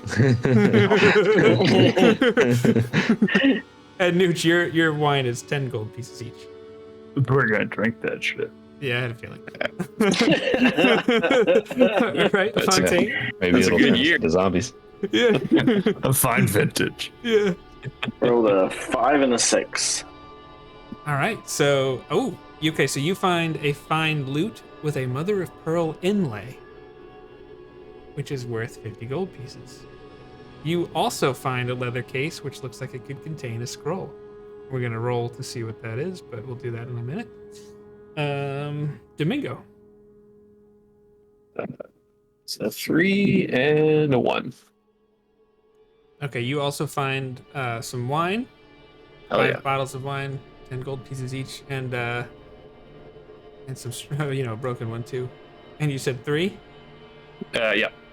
You also find 10 small 1 pound bars of silver, Hey. each worth 5 gold. Okay, so let's have some fun with. We're gonna have a hell of a night, boys. Oh, we're gonna get fucked. Yeah, you're definitely gonna have some fun. Okay. Get drunk, order some DoorDash. Mozzarella sticks. Yeah. We have almost enough silver to pay for the DoorDash. So Exactly. Almost. Sponsored by DoorDash. All right. Let's go ahead and roll. Nooch, roll a d6. 3. 3. Okay, that means I'm going to put you on page 3. Ooh. And then I think I'm going to have you roll a d20. Yeah. That's a 2. Okay, you find a scroll of grease. You can just cast the grease spell. It's a map of Greece. The map of Greece, yes. This is where you get the olive oil from. It's just Grease the musical. that's what I was gonna say. Yeah. Why it's Grease lightning? And then Michael Fontaine Frankie also Valley. found a scroll, right? Yes. All right, so roll a d6. I rolled a 3. Okay. Also roll a d20. 16. Okay. It's a special. You got a scroll of jump. Which I should look up my my class spells, because historically speaking, you'd have to be able to cast the spell in order to use the scroll. But for purposes of this, any of you can use the scroll if you want. Grease is level 1. Right? Yes. Yeah, they're both level 1s.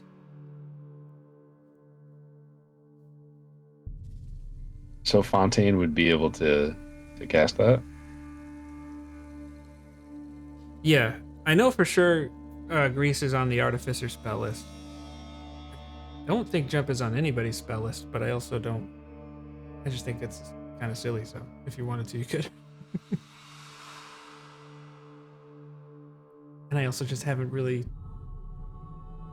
Never really bothered to try to. I've never bothered to care if that's a rule or not. So. I'm just thinking about whether that may or may not be exciting for Fontaine. Jump? Oh, it definitely would be. Yeah. I just can't wait to see it in action. I love utility options like that because it's one of Yeah. those things where you can just be creative with Like, this thing is higher than, we can get to, but we'll just jump across and then we can figure something out. Like, I love that stuff. Yeah. Misty Step, man. Oh, Best. One of my favorite spells. it's Misty so Step, good. So Dimension clean. Door. I So love that clean. stuff. Bonus So action, 30 feet. Yeah. That's great. So you've just looted the barrels and crates here. You've gotten everything of use. You got some wine. You got some money. You got a couple of fun little options that I'm sure you'll throw monkey wrenches into my evil shenanigans later on in the adventure. And there is the hole over by Shipwreck, which goes down into what is undoubtedly the hold of the ship. Gentlemen, what would you like to do? And the hole goes down, right? It does, and it is Okay. submerged. Like this, just as a refresher, this is covered in water at the shallowest, around 6 inches. Okay.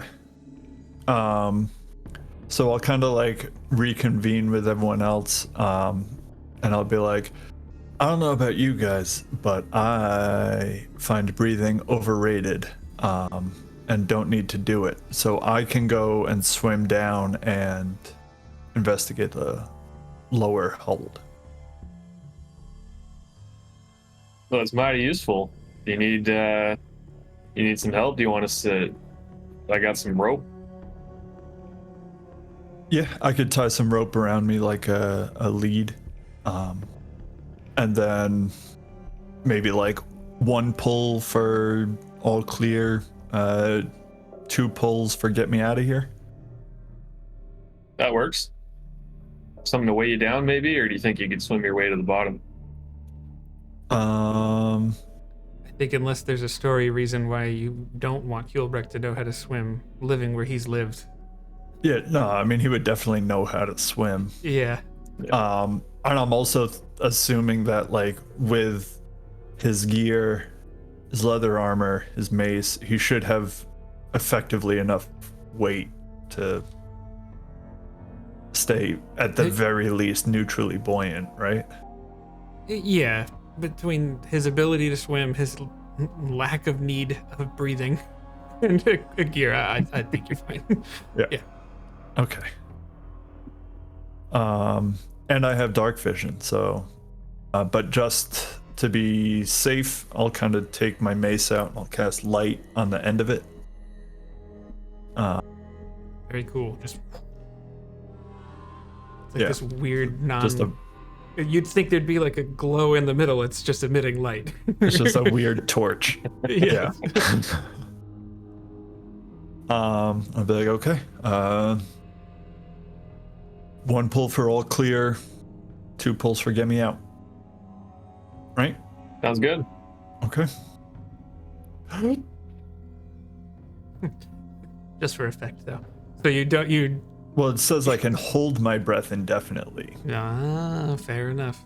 So I'm assuming I need to take a deep breath. That works however you want to do it. I'm fine with it. All right, so yeah, you just jump on in. Yeah. I got everything else. Okay. I'll react in time. Mm-hmm. So I will move your token over here, and then we'll read some fancy boxed text. So I'm holding on to the other end of the rope. I'm not sure if anybody else is. Ingvald would be over there too to help. Okay. In case for whatever reason. Yeah. Yeah. Zugarf would be close as well. Right. As the cold water engulfs you, a strange undersea world is revealed. Colorful seaweed grows under the sea. Colorful seaweed grows over the shattered hull, especially around the gaping hole in the stern of the ship. Tiny fish dart among hunks of debris and cargo. So I think it is largely what you saw above, but just submerged, and obviously what being underwater for years and years will do. Sure. There's some stuff. Now, at the bottom of it, now that you're closer, you have your light, you do see what looks like an iron chest. right there at the bottom. And in fact, anybody that's just looking over the hole can at least, you have a light source down here now too, so you kind of get a vague idea at the very least. I know sometimes looking through water can be a little weird. Is there any like perceived threat around me, or is it literally just like fish and stuff like that? Like, are there any more like zombie sailors? I would say make a perception check. Oh, that was almost awful. Perception. Perception is +5, so that's a 17. 17. Actually. Yeah, instead of a 7. Yeah, so you're just kind of, looking around. You see like, little fish just moving sometimes, little ripples, seaweed, things moving like that, and nothing is catching your attention as far as like humanoid or kind of like a intelligent creature that's like aggressive or something like that. Like I think you feel pretty good at the moment. With my carpentry background, I want to look at like the hole and like wreckage around the stern of the ship, because I have worked on ships and I would know that a hole in the stern is abnormal unless it was attacked. So I guess I'm trying to like look at it and try and like figure out like, was this like a blast from inside going out? Like they had gunpowder down here and it blew, or like, is it like something punctured in? Like, are there claw marks? Are there, I don't know. Just yeah, I hear what trying you're to get saying. a general idea of like how this wreck happened. Mm-hmm. I think it's been a very long time. Sure. I think there's no... It's hard for me to imagine there's a way that you could actually tell what happened other than just it's been a long time, and maybe there was some damage from some bones that might be towards the bones that it crashed upon.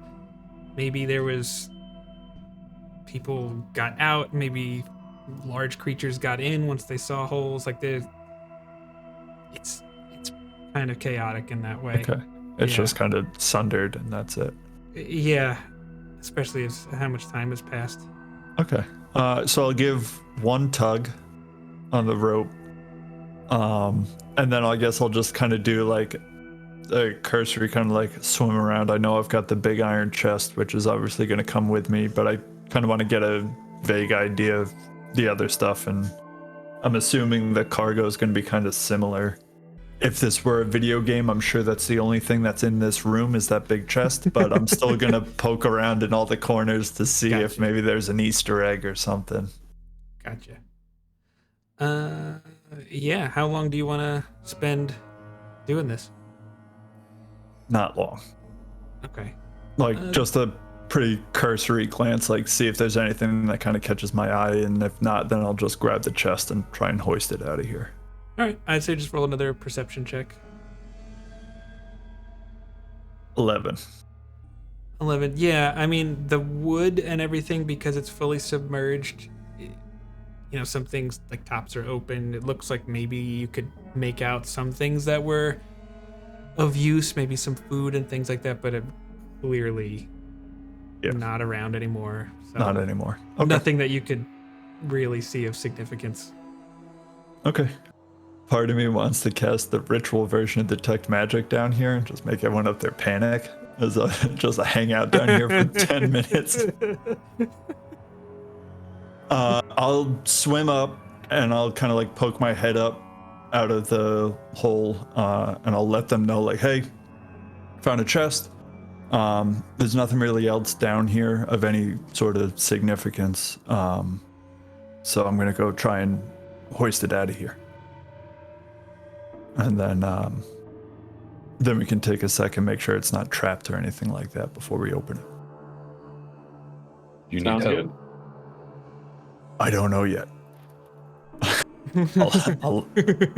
I don't know how heavy this thing's going to be. We might. We'll find out. Well, I think Vault is here if you need help. He's the strongest of all. You know it. And I'll go back down and try and move it. Yeah. It's heavy. There are a lot of details in this adventure that I wish they would have given, but they actually give a weight to this, which makes me laugh. But I think it's, if you could just imagine and just go back in time and remember moving kegs around Grey Horse, it's heavy. It's up there. But I mean, I think actually, just as far as pure stats go, Heelbrick does have the highest strength score, so you can lift it. Alive. You're just like, holy crap, this is heavy. Yeah. Like, And I'm underwater, so I have that going for me, but yeah, I'm not gonna make you roll for it because the only thing here is time. Plus, there's 4 of you with ropes and stuff. You could get it up there if you want. sure. I may take the stairs as opposed to trying to swim with it, Yeah. but Back in physics class doing a pulley word problem. There's like, could the people that need air come down here and help with some physical exertion? I'd really appreciate it. really strain these con scores. Fontaine will cook something up for us. But yes, it does take a bit, but you're able to get this chest up and meet everybody else back over here. And you've got the chest.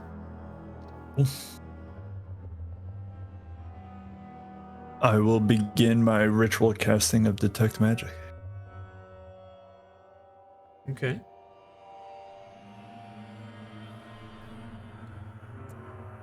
Does anyone want to do anything in the meantime? Guess not. Fontaine is good. Yeah, I'm good. Yeah, I'm good to just see what happens while he does his thing. Okay. I'm going to look at exactly what Detect Magic does. Or if you want to read it to me, I'd appreciate that too. Sure, let me Let's see. pull- Oh, the school. Can penetrate.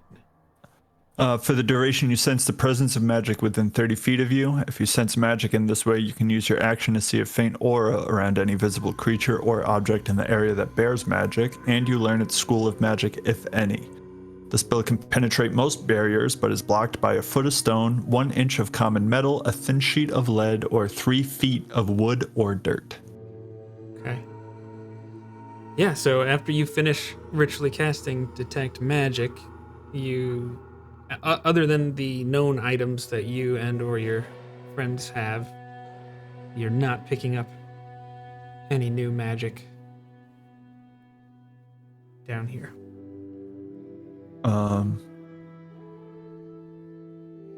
I guess the next question is it locked?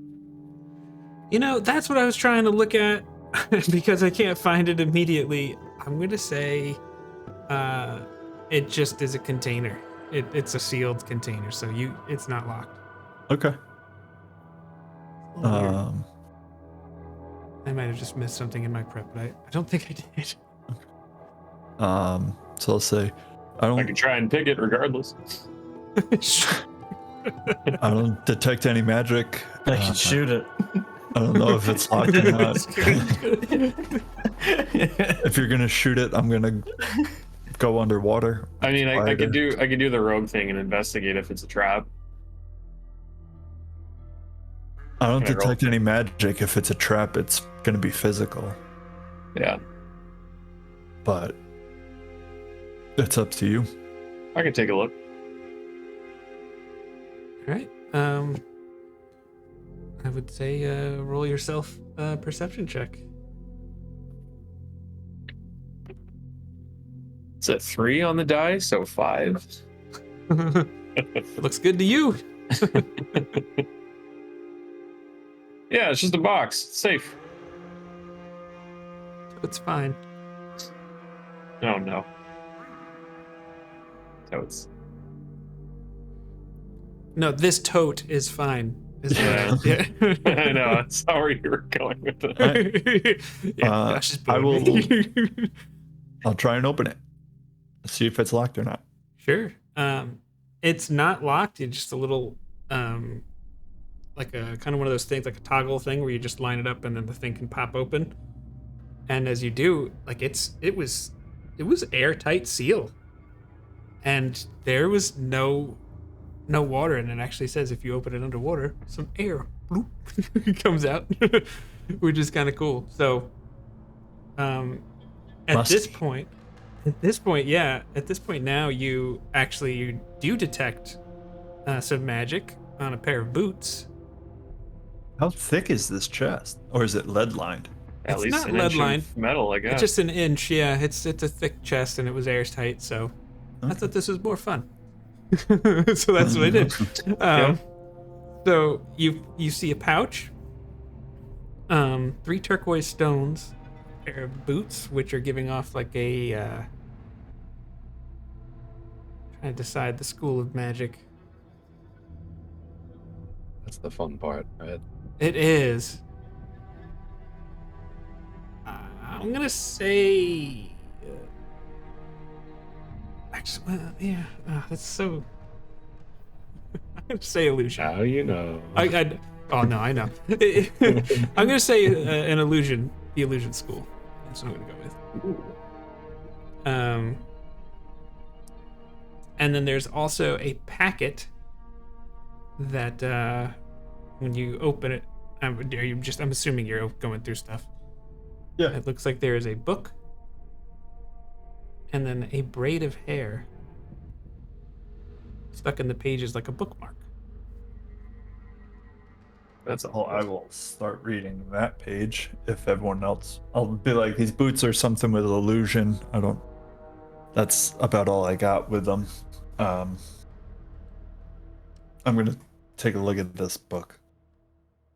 I'm If going it was to. important enough to seal away in this chest, maybe it could explain why this ship's here in the first place.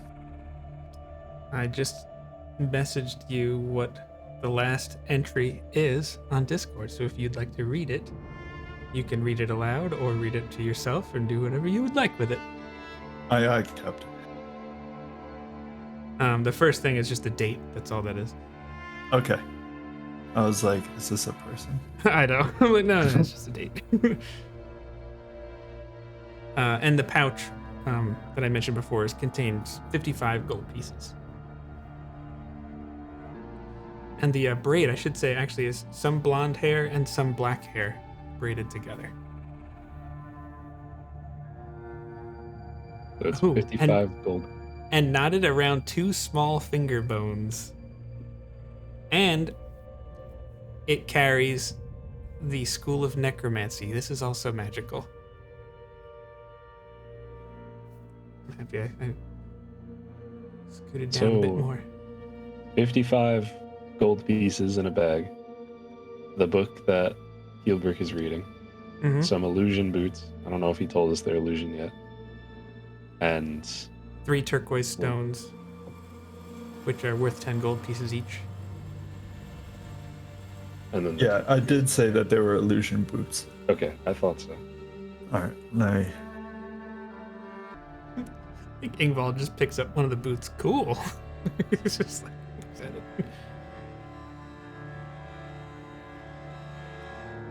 Careful, kid. You don't want to mess with that if we don't know what it is yet. Now, can we all see the detect magic like stuff, or is that only him? Right now, it's only Heelbrick. So Okay. he mentioned the boots. I don't know if he mentioned the braid with necromancy, but not yet. Sorry, I'm a slow reader. it's okay. What do we have to do to find out what the boots actually are? Fontaine might be. Does Fontaine have identify, or do you have to prepare it? Oh. Or you could just, I think after a short rest, you can know. Yeah, I don't have that. Man, old school D&D, Tempest. Old school D&D. Yeah.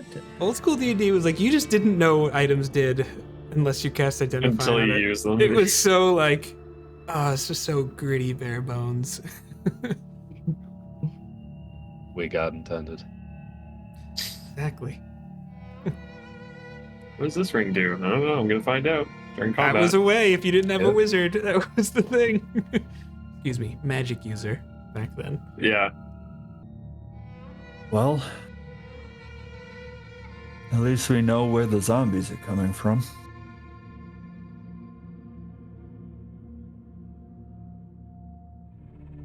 Are any of you familiar with Orcus? Is that a name that everyone would know? Yeah. Or is that like something we'd have to roll for? I think everybody could roll a history check. I mean, you only need to get a 5 to at least have heard the name before. But just because I think it would be more fun, I think Shipwreck would. 12. 12 as well. It's a natural 17. History, you said? Yep. 17. Natural 17 and it's a 17. So yeah, I mean, +1, so. so yeah, you know he's the demon prince of undeath, and a blood lord, or the blood lord, and that he's a fiend and he's got power that rivals that of the gods. Other than that, I think the rest of the details I'll leave to Nooch. But yeah, dark stuff. Yeah. So especially after seeing like the necromantic aura around the braid, I'm not gonna touch it. But I'm gonna say this passage it seems to be the journal of the captain.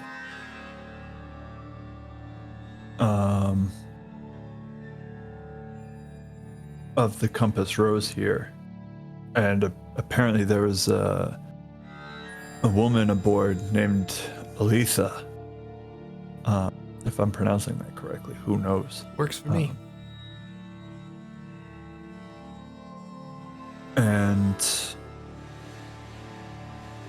this totem or talisman is supposed to be signifying her love with her husband and their bond. It appears that she sustained some wounds during the wreck and opted to pray to Orcus over literally anybody else.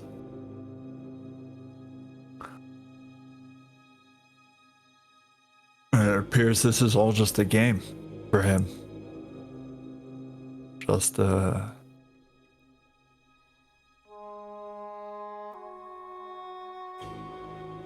we need to. I think we need to head back to the mainland and try and find her husband. It says here he was in Dragon's Rest.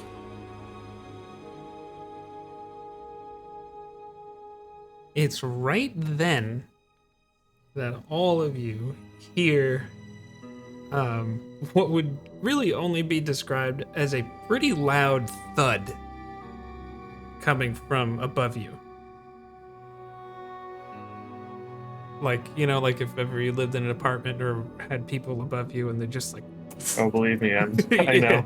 Yeah. Oh, the elephants tap dancing upstairs. That kind of it. Like, yeah. I am well aware. Yeah. I'm gonna stealth up the stairs. I'm gonna shut the book, put it back in the chest, and close it. With the talisman. Back into the chest. Yeah, I'm gonna put it back into the chest until we know what's going on. Okay. I don't know if it's a beacon or not. So my knee-jerk reaction would be like, fucking hide this shit.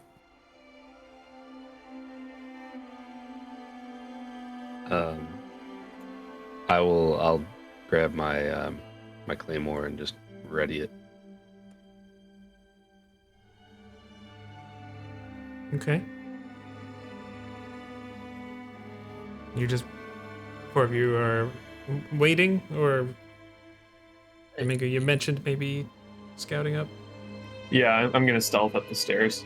I feel like Fontaine would probably like get next to the stairs and kind of like lean up a little bit to see if he can kind of keep an eye on Domingo as he goes, but not be like too like really visible from up top. Wait, Zugarf. go ahead, Josh. Zugarf would be at the bottom of the stairs, for sure. You know, maybe not. I don't know if he would care as much as whether he's in view if you're looking from the top of the stairs down, but he would be in a space where, you know, someone coming down is going to have to get through him first. Do I see anything looking up? Because I should be under the cargo hold first. Right now, based on where my token is. Oh, that's a good point. That's a good point. I'll say roll a perception check. All right. Let's all see together. Hopefully. Stand on my shoulders. That's 18 on perception. Okay. Okay. Yeah. So as you look up, because it is, you guys waited till the morning to come here, so it's daytime. It's not, you know, it's not nighttime or anything like that.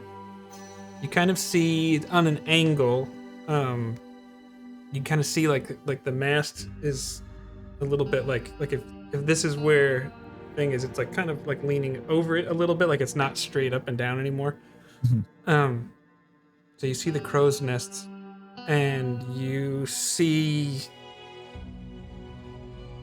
maybe it looks like a large bird wing. Feathered? Yeah, feathered, like a large bird wing, and then it just walks away, like it kind of goes out of your view. You don't have the greatest angle, but you did roll pretty well. Sure. Okay. I'll just kind of like whisper, like, appears to be some large feathered animal up there. I don't know. Just be careful. All right, so if I understand the order of things, I know Domingo was going up first. Then I'm not sure who was going next, Zugarf or Fontaine. It looked like Fontaine wanted to keep an eye, but Zugarf wanted to protect the passageway. Yeah, I don't think either of us were actually going up. I think we're just kind of standing near the bottom. Yeah, just kind of letting him scope it out. Like, I know that's his thing. Gotcha. Good with allowing that to happen. Yeah, I'm just tiptoeing up the steps, trying to cling to whatever shadows I can, and just. We're just going to splash around at the bottom and just hope making that noise. The splashes sound like they're coming from the actual water. Let's move you over here. Like, wee, this is fun. Okay, so let's roll a stealth check for Domingo here. Okay. I gotta use my inspiration. I'm glad I did. It's in 18 on the die, so 22. Hang on. No, stealth is +8 because of expertise. 26. Rogues for the win. Yeah. Yeah. I mean, there's no creaks, there's no anything, just tiny little paw pads, just slowly, evenly distributing the weight perfectly. Like there's nothing going on that's giving anything away. Domingo's crushing it right now. I am barefoot, so. Yeah. I realized I was muted. I was telling her, I was like shouting. I was like, I give you guidance. It doesn't matter. So yeah, fair enough. Fair enough. We'll call it an even 30 just for fun. Yeah, so you get up there. Are you looking to get a better viewpoint or just trying to, I'm sure just getting a general view. Yeah. Domingo doesn't know if he's been detected or not, like how quiet he's been. Yeah. So he's getting a quick scope of just like a 360. Yep. Roll a perception check. Natural 20, so 22. Wasting all the good rolls. But This is really interesting. You didn't waste it. Call You that used every wasted. single point of it. Because I rolled a natural 20 for the stealth, Oh damn. but they only have a +1, so it's a 21. So Oh. you that's kind of awesome. Nice. Yeah, you actually then see two sets of large bird wings, like Shipwreck described, but they seem to be attached to humanoid figures. They don't seem to be aware of you at the moment, at least. But humanoid might not be the best descriptor, but there's a head, there's arms, there's a torso. You can't see legs because the crow's nest is covering that, but Gotcha. And there's 2 of them that I can see? yes. Okay.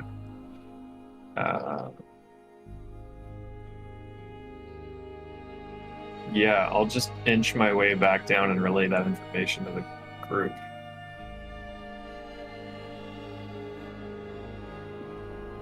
I mean, like Fontaine and Zugar are at the bottom of the stairs. I'm sure they'd be able to see me turn around and kind of be like, we got company up there. It's like, Yeah. Shall we bring out the Entman's cake? he wants me to steal third. Oh shit, they don't speak thieves' can. They don't understand thieves' can. The thieves can. Yeah, some can, some can't.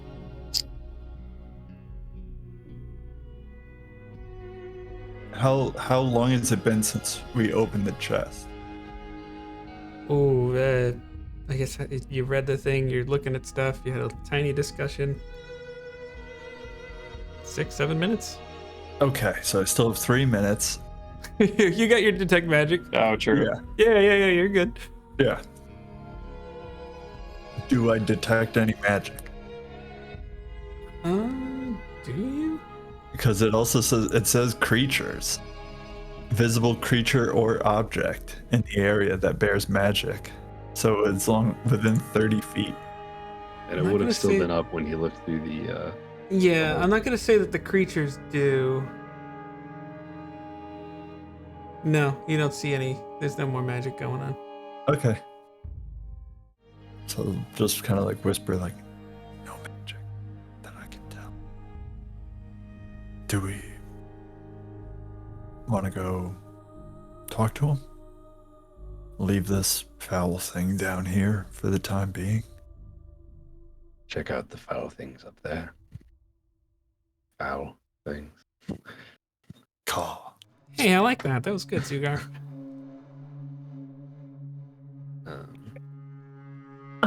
I get it. Foul. Roll a stealth check. No, just kidding. I was waiting for it. I was like, someone's gonna laugh hard. And then... Should we all go, or should we just send 2? Strength in numbers. I'll do it. Big Fault's gonna go treat for us. I love it. Raise our face. I mean, if you all think that's best, anyways. This is part of the game. If you really want to be an adventurer, this is what it is. So I absolutely think that if you want to do this, you should be a part of this. Yeah. Yeah. These are life skills they won't teach you in school, so it's good that you're learning this now. Baptism by fire. Let's go. Fire, huh? Just gonna move everybody's token over here for the meantime, just to make it easier. Fast traveling. Fast travel. Use that flu powder. So, Diagonally. did he say main deck? Anyways. Take me to the main dick. Oh, no.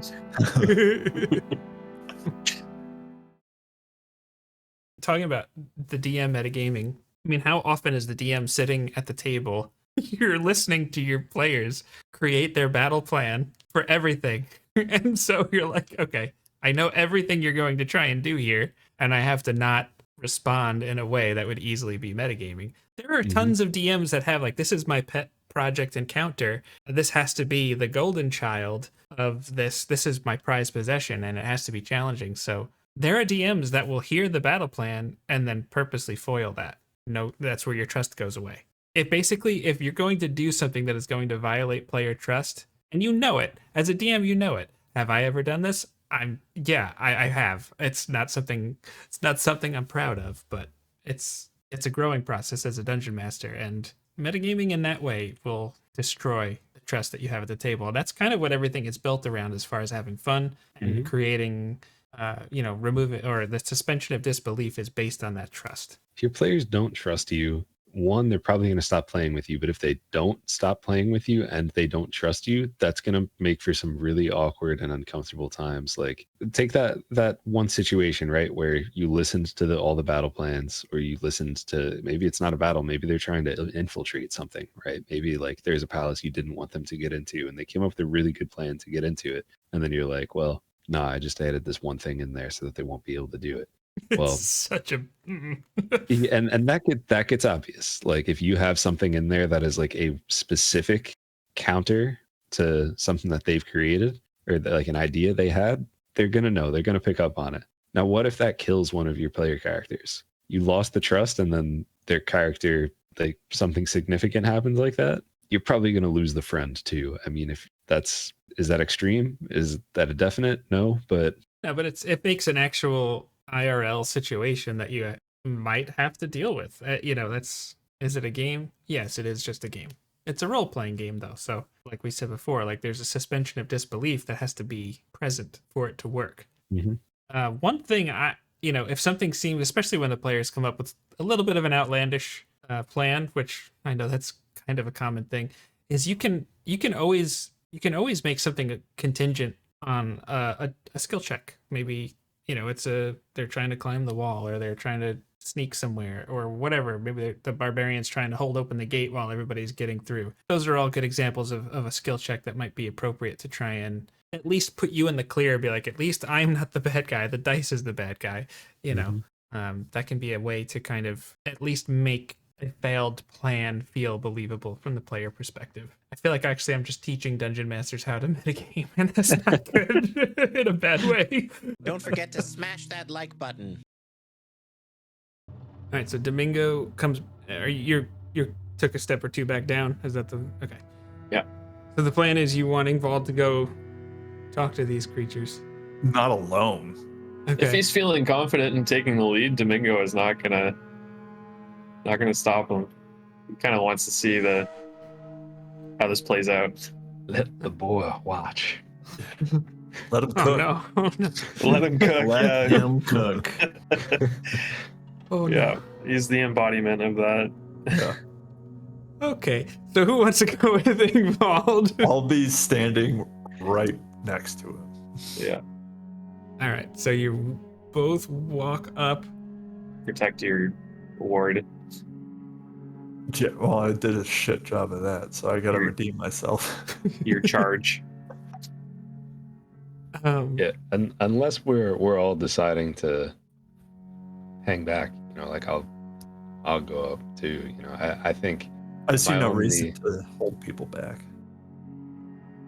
my only concern is that, I mean, why would they be here in general if not for violence? But if we show up, kitted out, Yeah. it turns into aggressive negotiations rather quickly. That's fair. Unless we want somebody like guarding the chest for whatever reason. It is kind of odd that they showed up at the timing that they did, but Maybe leaving Ingvald to guard the chest. I can guard the chest if you want.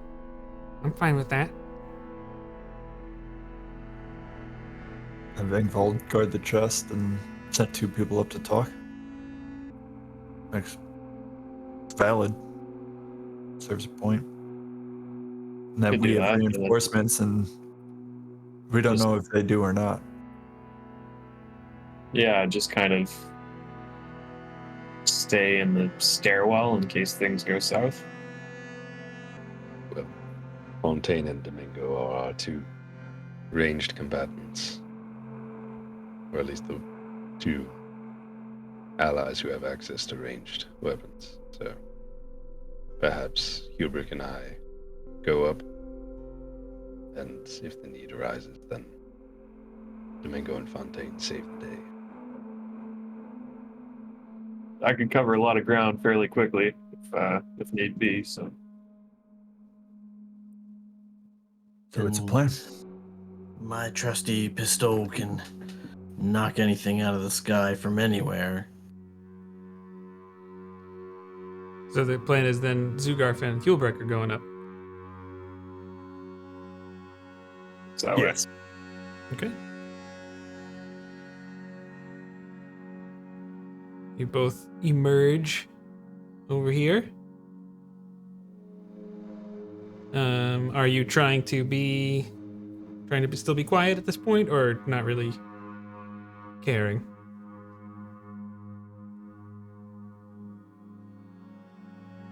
I wouldn't say that like I'm trying to sneak, but I'm also not like stomping.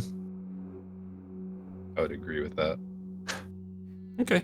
Like if they This is notice us coming it's up, a hard line they between notice- like not wanting to like Yeah. startle them, right? Yeah. But also wanting to like get their attention. All right, so we'll just make this easy. You guys come out like this, and then at that point, you're both looking up, Zugarf, and you both see these creatures up in the crow's nest, and you see one of them kind of just like glance over, and you see it's like a woman's face, but there's just kind of like these bird-like features kind of going on. It's very mishmashed I a raise bit. my hand. Yeah, kind of. You could tell that you have their attention. You're raising your hand like a falconer, like for her to come and like perch on it. Yes. We've got company. Here's Why we you- have the same. You're in my home.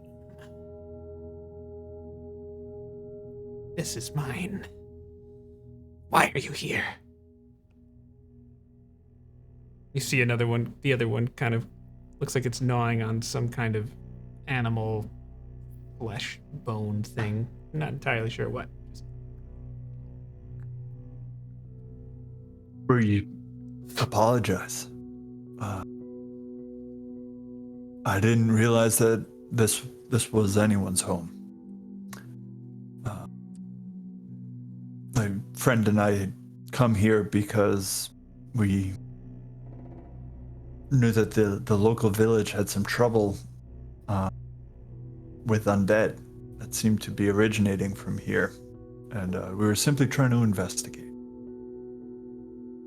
Have you seen any undead creatures? You must have seen plenty from the skies.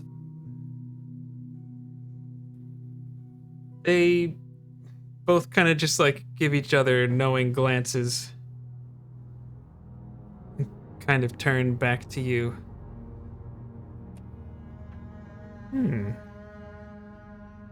Have we seen undead? The other one just kind of chuckles a little bit. Once or twice. They both are kind of like at the edge, almost like perched up, and now you can see the legs are kind of like vulture-like. See like these like long, like unnaturally long fingers and claws that are kind of going on there. It's just a very yeah. They're both just like perched up, kind of like hunched, right on the lip of the crow's nest.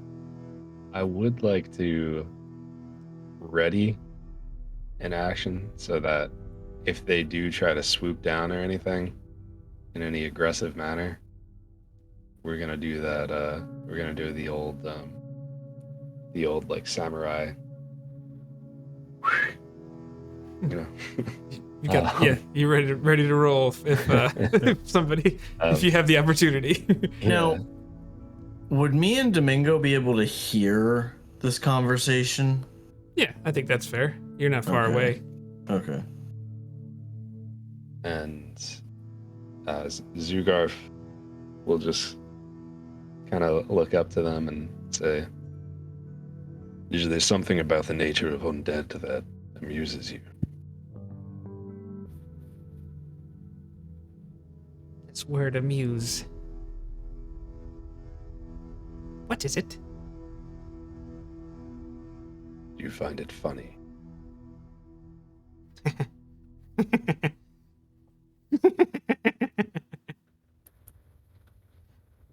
Domingo's gonna draw his daggers and kind of just nudge Fontaine. You see Fontaine. I mean, he already has his pistol out and is like kind of leaning forward a little bit, like ready to go. With that, we will say one of them leaps forward in the air with wings unfurled, and we're just. I think it's probably fair to say we're just going to go ahead and roll some initiative because we're gonna have some fun. He leaps out, and you just hear, With arms wide open. Yes. Oh no! I'll show you everything. I'll show you love.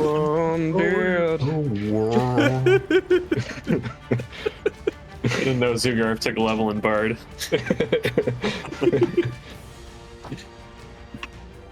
"Oh my god, I roll so poorly every time we do initiative. I mean, it's not like terrible. That's 10, but I don't think I've rolled above a 10 in initiative." Yeah, I think this was the first time for me I've been rolling poorly for initiative.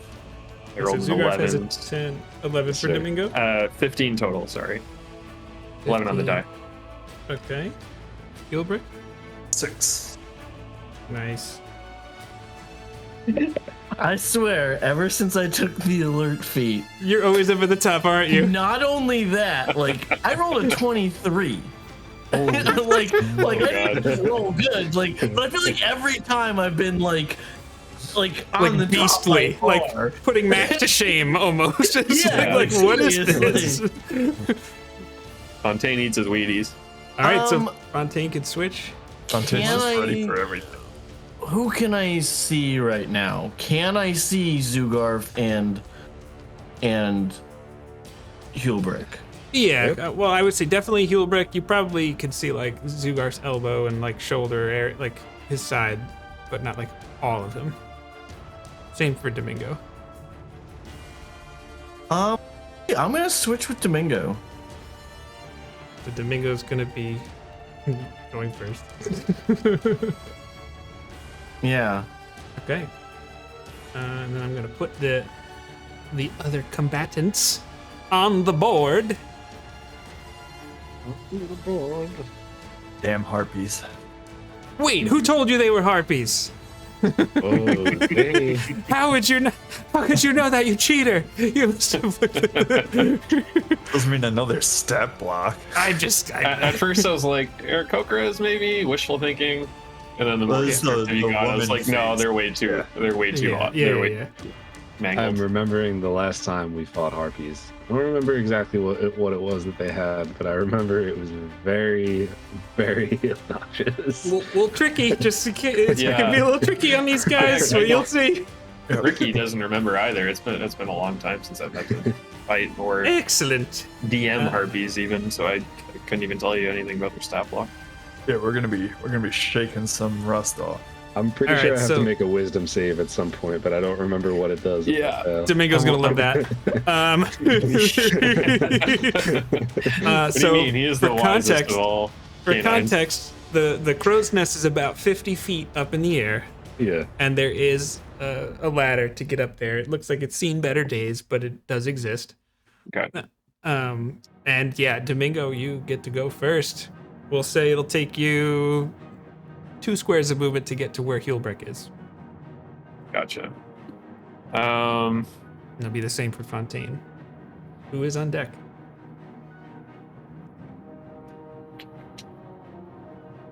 Fontaine is on deck, as in he's next.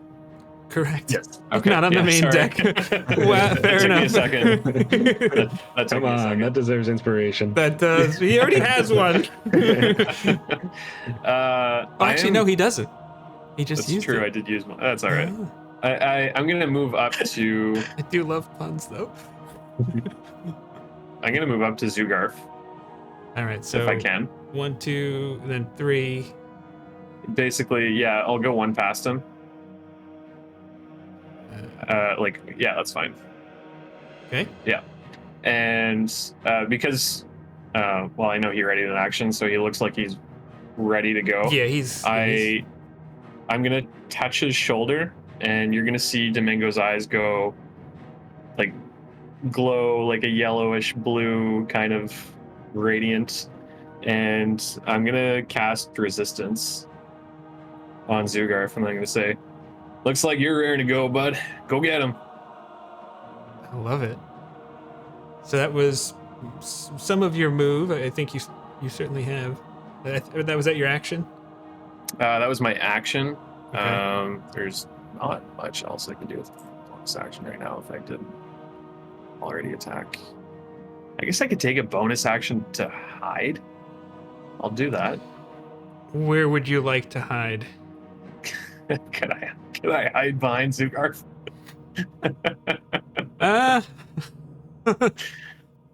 There's no like crate or barrel on deck, right? I'm grasping at straws here. Yeah, I'm trying to. I mean, if you have an idea, I probably would roll with it, but No, it's all good. okay. Yeah, I'm not sure there is. I will Go I won't be directly that- underneath. I won't be that guy. All right. No, that'll be my turn. All right, Fontaine. Zugarf is on deck. And how far away did you say they were? Like 50 feet? The crow's nest is about 50 feet in the air, and they just like leapt up, so that they really are still in that spot. Okay. From a combat perspective. And it would take you 2 squares to get up to where Shipwreck is. Go ahead. Plop me down right below Shipwreck. Okay, so we 1, 2, 3 squares. That's half your movement. And then I'm going to take a shot at them with disadvantage because it's over 30 feet away. Okay. And that is 2 11s, so that makes a 15 to hit. A 15 hits. Which one? The top one or the bottom one? Let's go with the bottom one. Okay. That is going to be 5 necrotic damage. Okay. So Fontaine runs up, gets right next to Shipwreck, raises his pistol, shoots this. What does it look like now that you've attuned this crystal to necrotic? I mean, we had a little bit with the other fight, but now that it's out in the open, what does this look like? It kind of actually looks like darkish gray, just kind of like in the hilt of it before, the handle of it before, where it looked like it was glowing red. Now it just kind of looks like it's a darkish gray, like storm almost, just kind of like flowing around there. Maybe with like a tinge of green as well, like not like overly green, not bright green, but just almost like a hunter green, kind of like mixed in there. Something about it, just love it. And it almost looks like it's a shadow, like flying, if you catch a glimpse of it, it more looks like a shadow than the molten slug that it looked like before. Yeah, so I kind of imagine that you fire and it kind of hits one of these things in the shoulder, but it almost like it kind of like, as it goes to like grab onto the creature's shoulder and just kind of like absorb, and there's just like almost would look like a char mark if you were thinking maybe like fire, but you just hear like it's kind of this like shriek of pain. So Yes. I think you still got half your movement and a bonus if you want it. I'm gonna run back below. Okay, yeah. kind of love that. Thanks for that.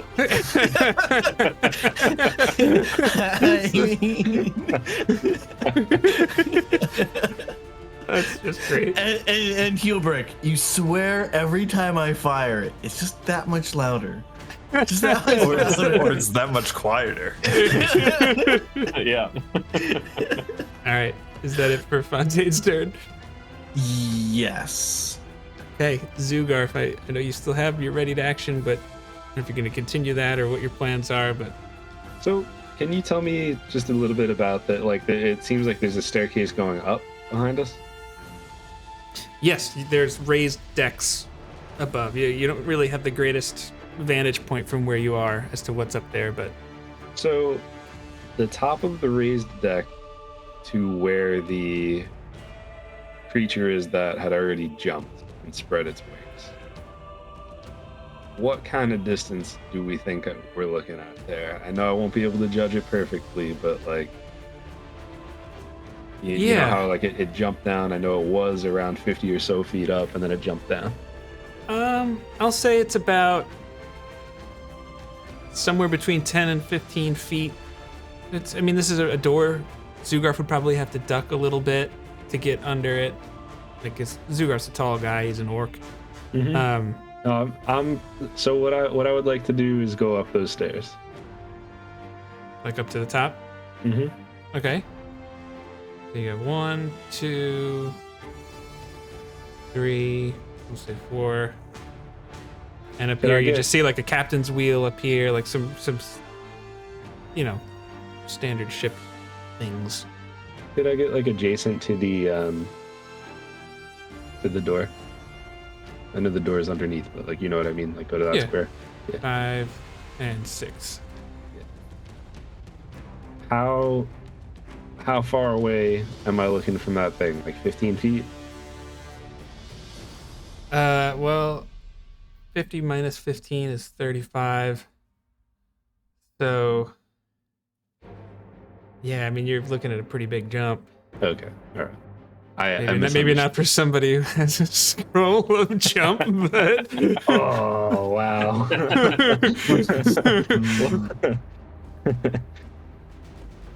Okay. I think you would have known that it was probably out of your range if that's what you want, but maybe you also see tactical things to splitting up. I don't know what you're thinking. Yeah, no, I mean, I definitely misunderstood, but that doesn't necessarily mean that I don't want to stay there. Okay. If you wanted to retcon that, though, I feel like you'd be able to know that. I appreciate that. Thank you, Jake. You're a good DM. Oh, shucks. Do I get inspiration for that? No, I'm just kidding. I've been chasing that high ever since. If I throw a javelin, is that disadvantage? 30 feet is the range for a javelin. I think it's right at that point. I would say yes. All right.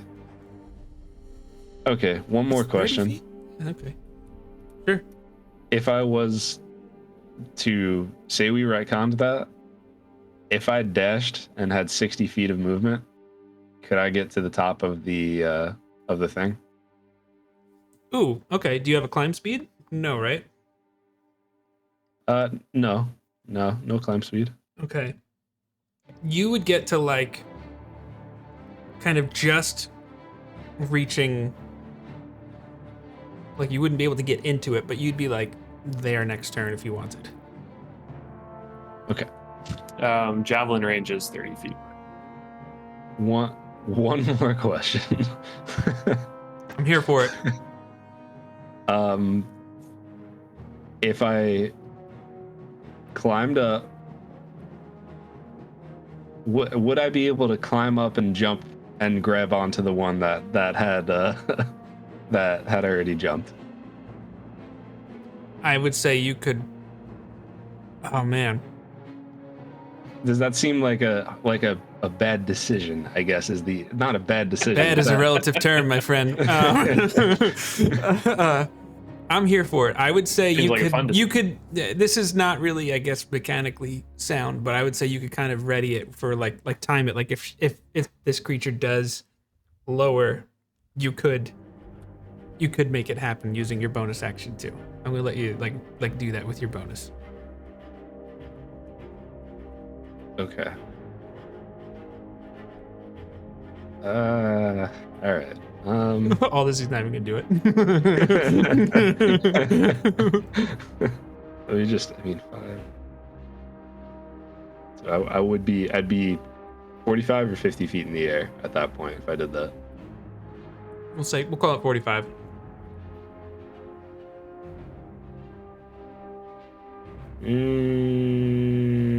Seems pretty reckless. Sure does. I'll do it, and I'm gonna use adrenaline rush to dash so that it doesn't take my action. Oh yeah, because you can do Nice. that. And I also get 2 temporary hit points. I'm into it. Oh yeah. All right. Yeah, so that's everything, right? You have your ready to action. You're gonna jump. This is really cool. I mean, can it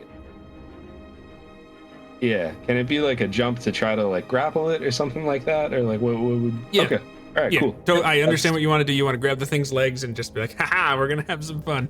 Absolutely. All right. That's my move. Okay. Now the harpies go. Let's start off with that one. This first harpy, as soon as that was the first one that like jumped out, the wings unfurl, and all this stuff happens. Zugar bolts there, and this one goes to take a nosedive towards Shipwreck. And as it starts to pass Zugar, you time it, you leap off to try and grab this thing's legs. Let's go ahead and roll an athletics check, because that's how you grapple. Contested with the acrobatics or athletics. All right. Let's see if this was Same. a horrible decision or gonna be a fun moderately decision, either bad way. decision. Yeah. Exactly. Like, ah! All right. That is a natural 19, which puts me at a 24. That beats the 15. It rolled pretty good, but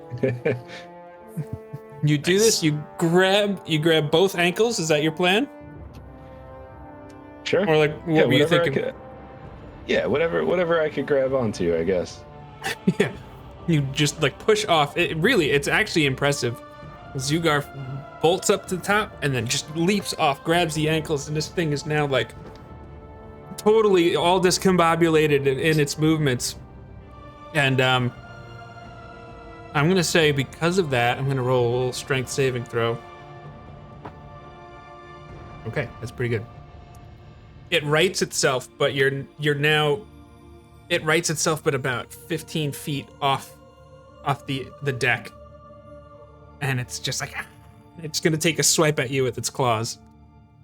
That's gonna be a definite miss. That's a 7. That isn't. And it's gonna take another swipe at you with its other claw. Does a 15 hit? I think it does. 15 does hit. Okay. That is 8 slashing damage as it just rakes its claws against one of your arms. As it's like panicking as it's trying to stay aloft, and you're like holding on, like, ha ha, yes. And then the other harpy that got shot by Fontaine lands. This is where the fun begins. Lands over here. And all of a sudden, Good, we scared it. yeah, all of a sudden begins singing a beautiful, beautiful, beautiful melody to the point where you're just like, holy crap, how does something this beautiful come out of something so not? And I'm gonna need everybody to roll a wisdom saving throw, including Ingvald. Zugar, if you have resistance. Ingvald rolls a natural 20. Oh, baby. Oh, I was so close to being able to get bless off. You said wisdom, right? yes, sir. I'm going to use my inspiration. Oh, here we are. I was like, I've got like 5,000. You ready, Jay? Yeah. 22. Whoa! Was that because of your resistance too, right? I rolled a natural 17 and then the resistance too. Okay. Well, do I have to use? I already rolled it. It's fine. I think it is just the next saving throw. Yeah, I don't think it's something you can. Hang on. Once before the spell ends, the target can roll a d4 and add the number to one saving throw of its choice. Because it's concentration up to a minute, but you choose when you want to use it. Can I take the 18 that I rolled without it, or? If you want. Yeah, I would like to do that. So the spell will still be up. Just in case this one that I'm holding on to tries it. Get some ideas, yeah. All right, so Zugar, you saved. Domingo. I rolled a 15, minus 2, 13. Saves. Shipwreck? 20. You're fine. Fontaine? 12. Success.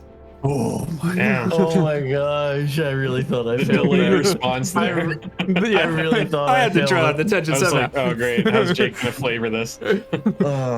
Yeah, like there's a part of it Like for all Fontaine's of you. gonna just shoot me next. There's a part of it for all of you. It's just like that is so beautiful. Like you're almost drawn to it for a second. And you're like, what the heck am I thinking? Like it's just that like Snap you out shake of it up. it. Like Did whoa. Shipwreck even hear it? Everybody definitely.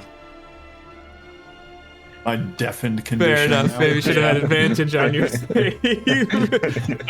With all hearing related things. Advantage or disadvantage, depending. So we'll call it. You're both right here. You're both in the Harpy square there, but that's where you guys are. And it's 15 feet above the ground. 15 feet above the ground. It's 20. You're 15. kind of a thing. Sure. So that's gonna be their turn, and Shipwreck, you're up. Okay. I don't know if it's still worth it to try and get Bless off or not. The one that landed and started singing. Mm-hmm. I'm going to actually. Yeah. No, I'll do that one. All right. I'm going to point at it. My hair will start kind of like billowing up a little bit. And the holy symbol, why is my light turned? It's not one thing, it's the other. Lathander, why have you abandoned me? And I'm going to point at it and I'm going to say, approach. Ooh, And I'm going to cast command. command, yeah. Okay. Is that a wisdom save, I'm guessing? Command is a wisdom save of 15. It's a natural 20. Damn. All right. It's a great idea, though. I love that spell. Yeah, Oh, we tried. the risk reward is high. Yeah. Yeah. I'm going to. I'll take a step up. So I'll be. Yeah, like I'll move up a square. And I'll just kind of like hang out there, like around Zugarf to assist if needed. And then if that harpy gets dragged down to the ground, I can hit it. Gotcha. All right. After Shipwreck goes Ingvald, who starts. He's standing by the chest. He's behind Fontaine. He's like looking at Fontaine. Like he takes a couple steps towards the steps, and he's next to Fontaine. He's just like, takes out his dagger. He waits. He's gonna wait there. He's not gonna do anything. But you get the sense it's more because he's trying to be a good boy and not because he's on guard duty. It's not because he's afraid. Which brings us back to the top for Domingo.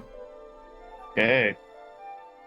So, the harpy that was singing, it's landed on the upper deck. It's not like in the air or anything. Correct. It's like on that ledging right Okay. there. How many squares is that? How far is that? I can bonus action dash. And I also have extra dash speed if needed. Because dog. Yeah, you definitely can get there if you wanted. Yeah, I'm gonna do so, and I'm just gonna hack and slash at this thing. Bonus action, 1, 2, 3. We'll just put you here. It's kind of on the ledge, so that seems to make sense. Perfect. Make your attack. The short sword, that's 23 to hit Yeah, that'll do. for 5 damage. Okay. And then the dagger, that is 15 to hit 15 does hit. for 2 damage. Okay. Yeah, its hide is like a bit tougher than maybe you would think it. Like you would have imagined it was more just like skin, but it's like tough, like calloused, like it's yeah, Gotcha. kind of weird. Yeah, like you dealt your damage, but it's ooh, this is Yeah. more menacing than maybe I thought from far away. Sounds good. And so it only took me 30 to get there, right? You were here 1, 2, 3, 4, 5, 6. 1, 2, 3, 4. So like 50 feet. Okay. All right. That's good to know. Which I'm assuming was your bonus, but I think you have access to burst movement stuff that I'm not sure how it works. I do. It's like part of my dash. I can add like my proficiency times X amount of feet. Ye old Ardling. Yeah. Okay. I'll just chill there then. Okay. Because I don't want to take an opportunity attack. So. That makes sense to me. Yeah. So Domingo is done. That brings us to Fontaine with Zugarf on deck. Almost. All right. If I came out next to Let me guess, Hulebrecht, so you can shoot. Hulebrecht, Get the if other I unit went, time. if I went down, would that provoke an opportunity attack from the one there? No, because it's actually 20 feet in the air. Okay. Yeah, I you're thought good. so, but I just wanted to double check and make sure.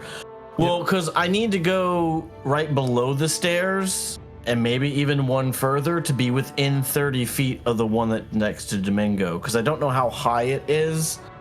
Like, I'm assuming that thing is at least 5-10 feet in the air, and I only have 30 feet to shoot. So if Yeah, I it's was between on 10 and 15. So yeah, you're on the right path there. So you gotta come up here, would be 2, and then you're trying to go 3, and then yeah, probably one more. or you're within 30 feet Okay. for sure. I'm actually gonna cast Chromatic Charge Nice. on that one with acid damage. Ooh, I love getting flavorful. Tight. you start holding, pulling acid energy with the crystal. And I'm gonna take a shot at Suspending him. it. Yeah. That is a 19 to hit. Yeah, 19 hits. So that is 5 necrotic damage. And 15. So you just dealt 20 Acid damage to this thing? Yes. Just melt this thing. So yeah, the shadow comes from the gun and just grabs on, and you have a unique way of describing the acid, your chromatic charge. So how does that work here as it starts to burn this thing? This one actually looks it actually is above it, but it almost looks like a pool of like green liquid starting to like swarm above it, and as soon as the bullet hits it, it actually just like seems to just like fall, just almost like like a water double balloon dare? burst and just like literally just like drenches down on it, and you can just see like the steam rising off as it kind of sizzles and goes down. Yeah, it hisses, and it's like looks really, really rough at this point. You smell this like burnt flesh, Domingo, because you're right there. All right, is your movement, your action? God, that you stinks. I think you might have a square if I'm gonna stay here. there. Okay. Yeah. Zugarf, you have this thing by the ankles, just above the ankles. It's like wiggling and trying to get you. So How you want to do things? So it's a weird position, right? Because it's flying and grappled. So just for regular grappled rules, you could move the grappled creature half your speed. Is that a possibility that I could ground this thing and just do it? Or do you want me to try to... It is a little weird. Is that just something you can do? It's or is just there... something you could do. Oh. Okay, so because it is a little odd, I'm gonna just do contested athletics checks, but you'll have advantage because. So the other thing would be when you're grappled. Well, actually, wait a second. Using attack here. Nope, that's not part of the grapple. Never mind. Yeah, so that's just that. So you want me to make athletics? Yeah, but you'll have advantage because it seems like the rules favor that. Mm-hmm. It's a weird situation. It is strange, yeah. Is he within 10 feet of me? Zugarf is. Perfect. Guided. As a reaction. There you go. There you go. Is that a D4? Is that, One D&D, That's an yeah. extra D4. Sure is. One D&D for the win. Oh no. You can complain about that in the comments section. 2 on the first You got 22 on the first one? and 24 on the advantage die. That beats the 6. So yeah, you do this like kind of like swinging back and forth move, and like you somehow are paying attention to like the way it's trying to flap its wings, and you're like counterbalancing it in this really weird way. Feathers are flying everywhere, and it's just like coming down to the ground, and you're just like holding it. Urgh. And you have now grounded. We'll say you can move half the speed, so you are on the ground. And you're like holding it in place. It's just kind of like above you trying to get away, but it's not able to. Alright, can I just make a regular attack on that? I don't think I know. Well, it's a two-handed weapon, so that's. There's no rule against it, but it doesn't sound right. Exactly what I'm thinking. You can just move it without even using your action to do that, huh? Yeah, it just uses your movement, but it's instead of your movement being it's you moving at half speed. Yeah, right? It's just like you're carrying a willing target. That seems a little strange.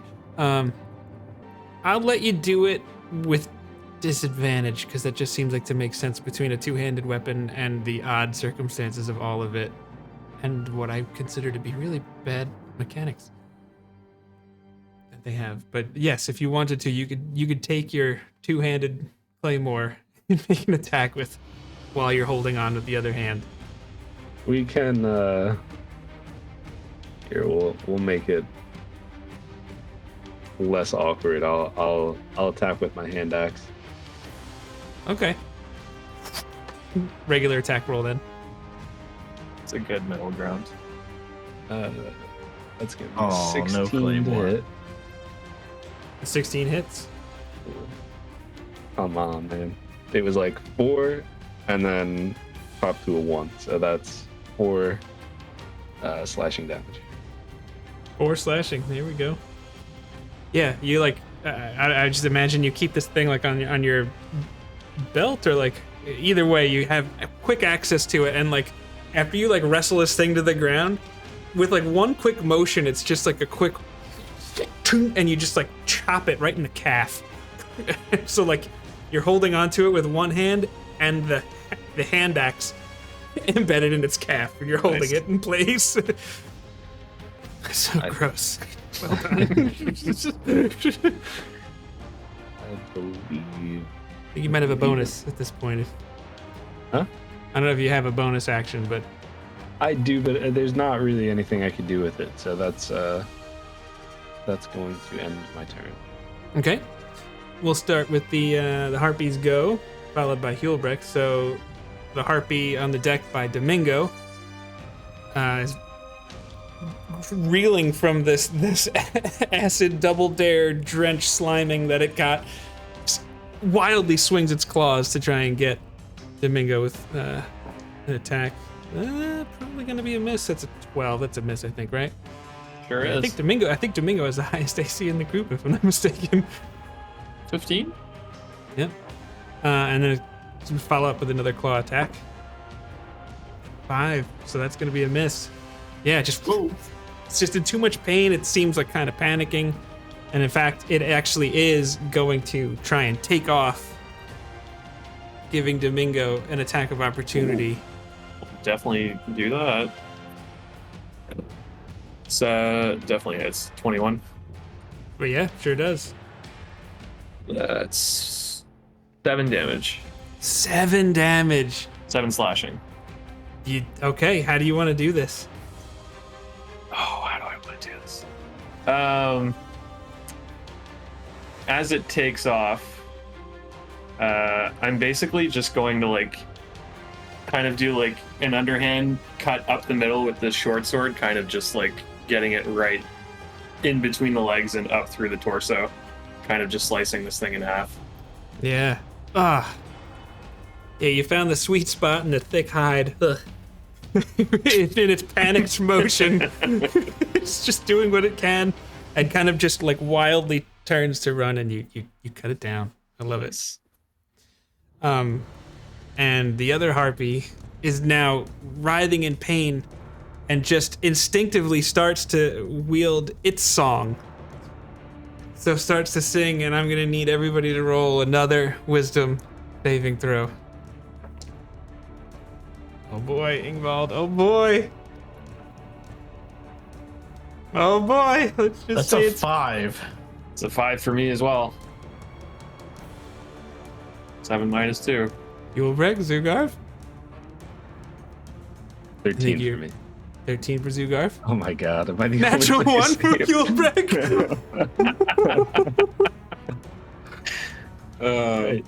Zugarf saved, everybody else failed. Okay. Oh. Wow. In this partner. Wow, okay. I think, like, realistically, math-wise, I needed, like, anything higher than, like, a 3. Probably. Jeez. All right, we'll handle that when it happens, but everybody except for Zugarf is just, you feel inexplicably drawn to this beautiful music that you hear. Whatever is doing this has to be the most beautiful thing you've ever could imagine. You just have to be there. Twerking. It's okay. Shipwreck, you go. You are everybody that failed the saving throw is considered charmed by this harpy, and if you're more than 5 feet away from the target, you have to move towards it in the most direct route, which you kind of already are there. Mm-hmm. It doesn't avoid opportunity attacks. Not that that's going to matter here. So that's kind of it. So you move. You were lured to this harpy, and that is you're also incapacitated. You can't take actions or reactions. But you do get to repeat the saving throw at the end of your turn. I also technically can't hold my breath forever if I'm incapacitated. Oh, okay. I can only hold my breath indefinitely while I'm not incapacitated. Alright, so I get to try and save again? Yes, for the end of your turn.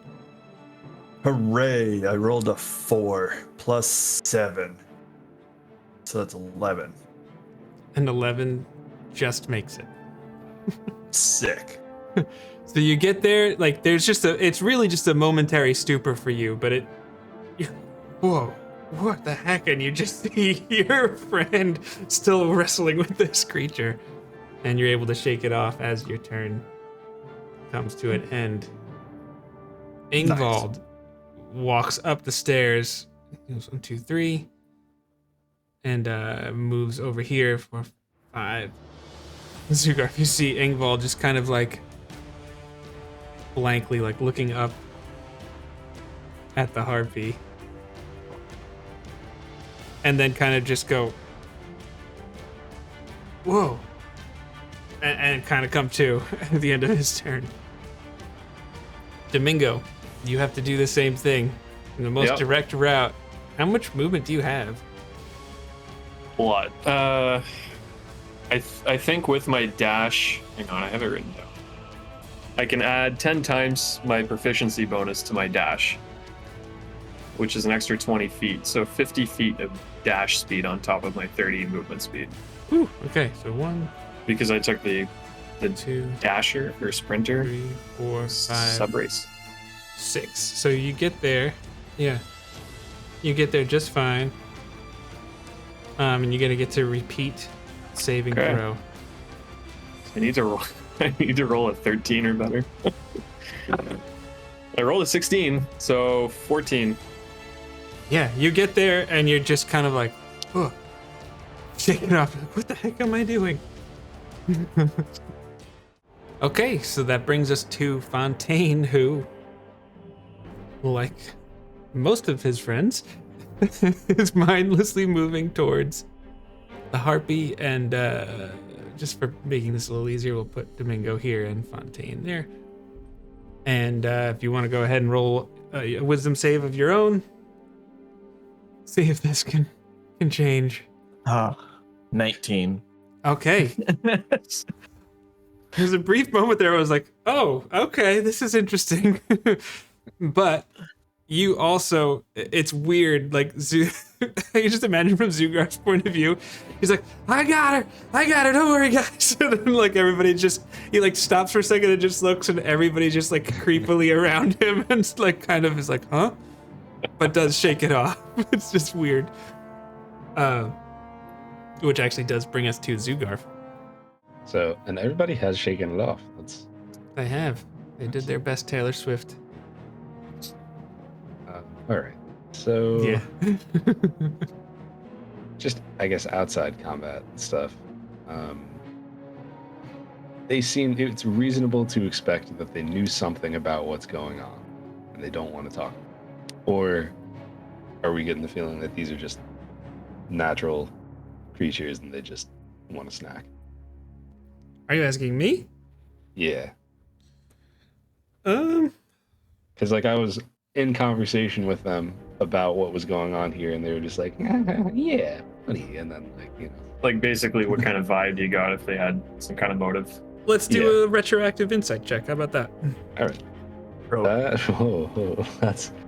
That's a 21. And then one. Yeah, I think it's safe to say that they're a little they don't strike you as the most intelligent creatures. Okay, so I probably wouldn't think there's any value in like trying to question this and leave it alive. Yeah, I mean, if they know anything, it's probably not all that significant or something you haven't already figured out. Okay, all right, thank you. That makes this Kill easier. the beast. Can I continue what I was doing and just kind of bring it down to totally ground level? Is that I think that's fine, and I'm not even going to do a roll on this one just because of the way we've described your axe is embedded in its calf. It's kind of desperately, yeah, so you were able to just wrestle the thing down to the ground. Cool. Its back slams against the deck. And I would like to now attack with my real weapon. You know, Your good Claymore. friend Clay Moore. Yes, exactly. It's +1 magical. And Claymore. after I hit him, he'll be Clay Aiken. Ooh! Oh, you guys tell me with inspiration with this crap. It is the clay most of the claymores. Oh my god! All right. So Is it safe to assume that because he's completely surrounded, or she's whatever this is completely surrounded, that it's not grappled, it's It's surrounded, prone. Yeah, sure. Advantage roll. Okay, all right. You just got because it. if it wasn't, then I would have used reckless attack. So I just wanted to You're good. make sure our bases were covered. Yep. That It's a weird side effect if it's feature when everybody theme right around it. Yeah. it's a Wow. 16. 16 hits, yeah. I immediately regret this decision. She knows how to draw a crowd. That is 12 slashing damage. Ooh, woo. Yeah. You are also, I mean, you got a little bit with the calf muscle, but like you slash right across its like chest and torso, and it is like a weird little thicker than maybe you kind of thought. It's kind of weird and gross. But yeah, you definitely damaged. There's some good blood going. The best type of blood. Mm-hmm. Good blood. Good blood. Young A blood. positive, if you will. Ooh, killing it. All right. Well, I think that'll end my turn. Obviously, I'm not grappled with this thing anymore, but Mm-hmm. if it tries to move, it's gonna take some serious opportunity. Yeah. Yeah. So it goes, and it just like covers its head and just like I surrender. What's the matter? You don't got an encore for us? No. What do you want? Let me leave. It's Hilbrick's move now, right? I believe, yeah. It didn't go. Hulbert goes now, though. I've been so useless this whole combat. I'm Give him playing the a- moral quandary. Yeah. I know what I would do. Come on, cleric. Are you gonna show mercy? Let me look at. You just make sure is there any tenants or anything we're gonna Yeah. abide by here. Hold on before Break I... the wall or anything Is like Jake gonna that. change my alignment? Oh no! Which by the time this Yeah. releases, our Reddit video will be out. So go ahead and watch Yes. our Reddit series. Do it. I'm gonna. Good. Do it. Kill him. All right. Good. Shouldn't. I'm gonna come down on one knee right next to it. I'm gonna put my hand over her mouth, I was gonna say, are you uniting this thing? and I'm gonna say, "Never speak again," and cast Inflict Wounds. Oh! I'm not even gonna. You don't even gotta roll. Roll damage. Roll damage. This is. Oh. Holy shit. Pretty much.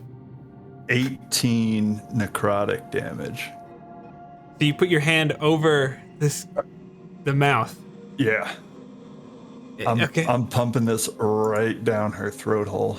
It's okay. Just Oh boy, wow. like, I Alright, just want like dark veins to just like start like Yeah. streaking out around her mouth, like the skin drying out. It's it's this weird like almost give and take thing where you're like pulling moisture and life out of it while like substituting like just this rot that seems to just be billowing into this creature. It is, and it doesn't speak, but it does like howl in pain into your mouth, into your hand. Excuse me, and it's still alive, but like barely breathing, like Vader breathing. You know, like.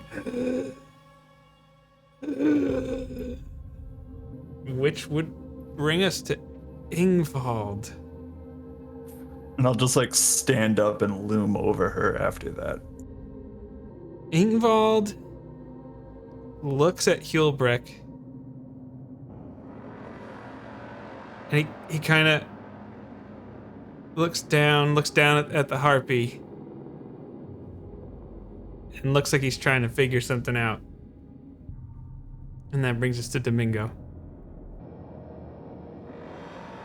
Well, I'm gonna stand over this harpy with my short sword kind of inches away from its face.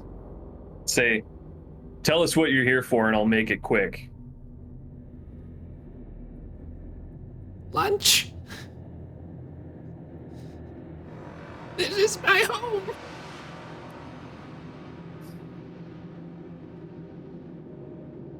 I plunge it. Oh. Yeah. That's it.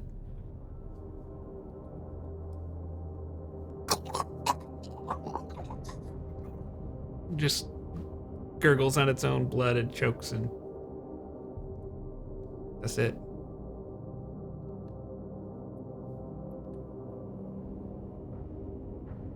And there's like Funny enough, not the worst concert I've been to out on the open sea. Nice. I was gonna say, just hearing the lapping of the waves against the boat.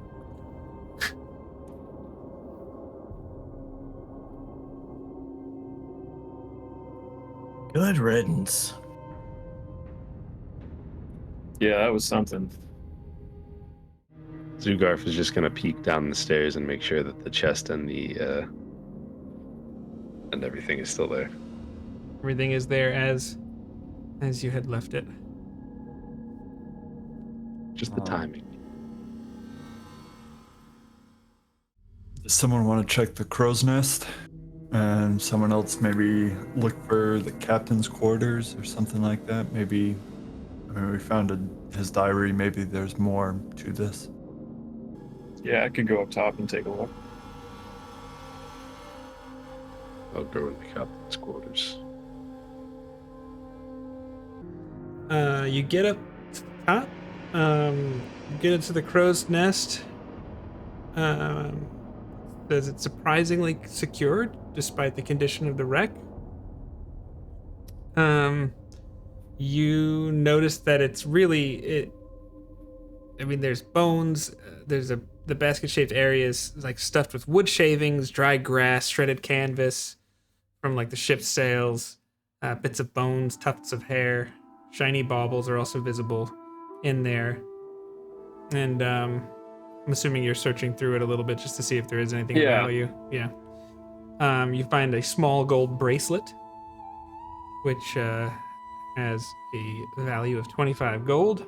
A single gold hoop earring, also worth 25 gold. A couple of tiger eye gems, both kind of small. They are both worth about 10 gold each. And a bloodstone gem, worth about 50 gold. We're loaded. Yeah.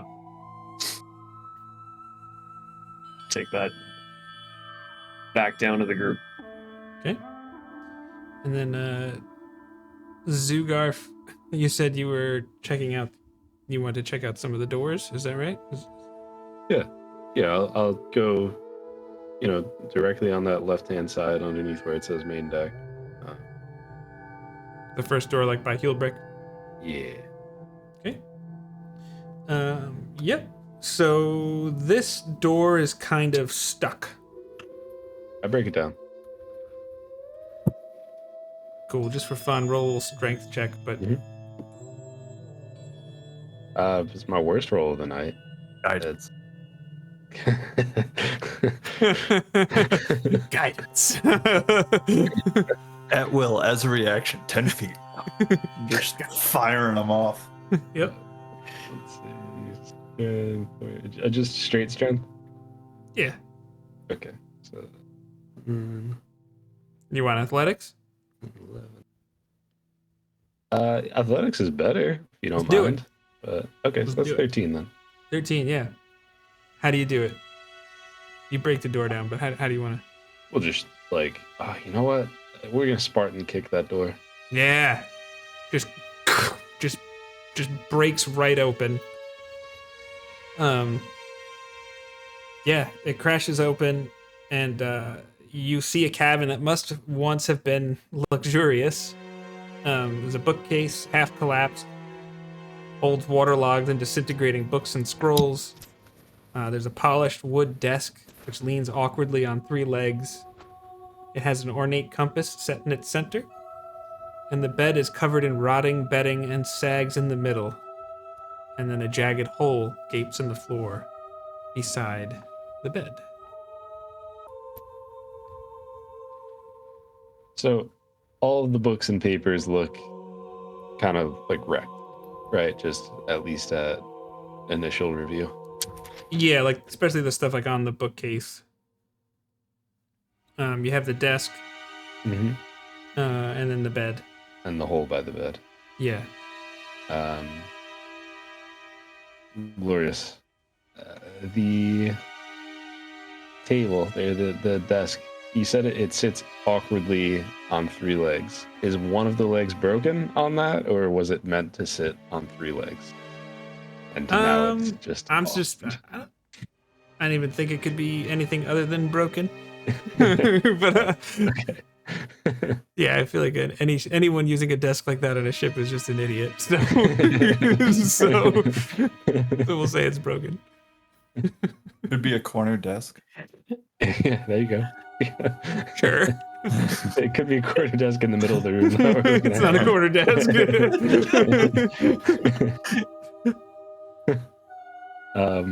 Okay, so I guess first thing, the bed was like down in the middle. Yeah, a little saggy.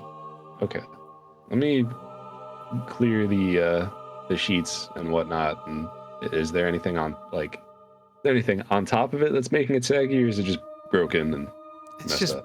It's just broken. Like when you go in a little closer to it, it looks like the beam's just like it's a broken bed. Yeah. Okay. So then I'll check out the desk. Okay. Any Just any searching through compartments? drawers and stuff, Any, yeah. no, it's just kind of the usual. If there's drawers, open them up. If not, kind of put hands underneath and around to see if there's anything. Yeah, it's really, there's not much to it. There's a couple of drawers in there. One that you find a pouch containing 50 gold pieces. You find a set of cartographer's tools and a dagger. Where's my pen? Oh no! Oh, there. I have it 50 written gold down. pieces, cartographer's tools, and a dagger. Yep. Okay. Is there any markings on the dagger? It's just a basic plain old dagger. I mean, it looks like it looks like it's probably in decent condition considering what it's been in, but it also has been inside the desk. You imagine just a little cleanup, it would look pretty good. Mm-hmm. But as far as like in terms of game value, it's just a dagger. All right, so that's it for the desk. The bed. You said there's nothing on there. That hole just leads down to where we were before. Yeah, you if you just take a quick look over, you see like it's straight through down to where Hulbrick found the chest. That's what I was gonna. That's what I was Yeah. gonna. I wouldn't know where the chest was, but that's fine. Well, if you, I mean, you guys were you were standing over there and you had Hulbrick's mace given light, so Cool. Love it. yeah, I mean, you got dark vision, right, as an orc? Yeah. Yeah, so you could tell it's Anything of note? probably what it was. Anything of note in that bookshelf? In or around? No, in fact, like if you just even like touch, it just like crumbles and it's just this. Yeah, Okay. kind of gross and moldy and soggy. All right. Not even a flask, huh? No flasks. Well, you guys got a bunch of wine. We did. That's true. Got wine, money. We've got like 20 bottles of wine. I was just saying, I was like, you got a couple bottles each. Like you're pretty good. even Ingvald. Even Ingvald's got 5 bottles and 1 broken bottle. It's like, here, have the broken one, kid. Is that another room like below? Not below, but like, you know what I mean? There's a wall there. That's why you can't see through it. But that was another door. There's 2 doors on that side and 2 doors on the other. Zugarf is just gonna walk out and just walk into the next room, and he's not gonna say anything. Okay. Maybe it's a false wall. Just hit it. I was like, I'll go check one of the other rooms. It looks like those are doors on the other side. Yeah. Yeah, is Fontaine and Hulbrecht checking the other ones? Is that? Yeah, I would check one of the other ones. I'd check the one closest to the boat. Okay. Yeah, if I can get in. Yeah, let's go. Let's do that one first. How about that? Okay. That is C7. Okay. A long table takes up most of this cabin, which must have served as a mess hall. Decaying chairs are scattered about, and broken glass and crockery litter the floor.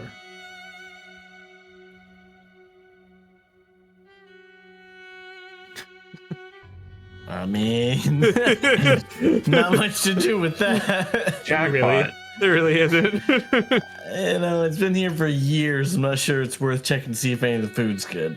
Yeah. All right, and Hulbrecht is gonna check this one.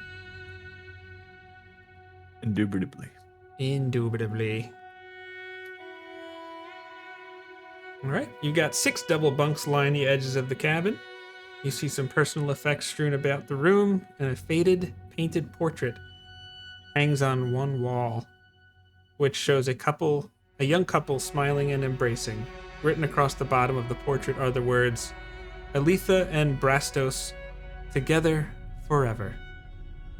The black-haired woman wears a sailor's uniform similar to the tatters worn by the zombies that you've seen aboard this ship. And the blonde-haired man wears a merchant's fine clothes. I would summon everybody. Okay. I think maybe just for time reasons, Zugarf, this happens as you walk out of that room. Ingvald comes with you.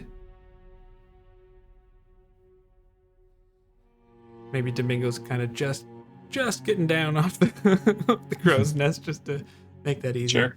Sure. Yeah. I would follow. Okay. And I would point to the painting and I would say, there's patient 0. That braid of hair, black hair from Aletha,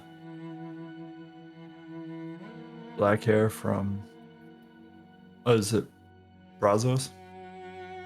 Brazos from Only Murders. From Only Murders. Brastos. Brastos. Only Murders in the building. I love it.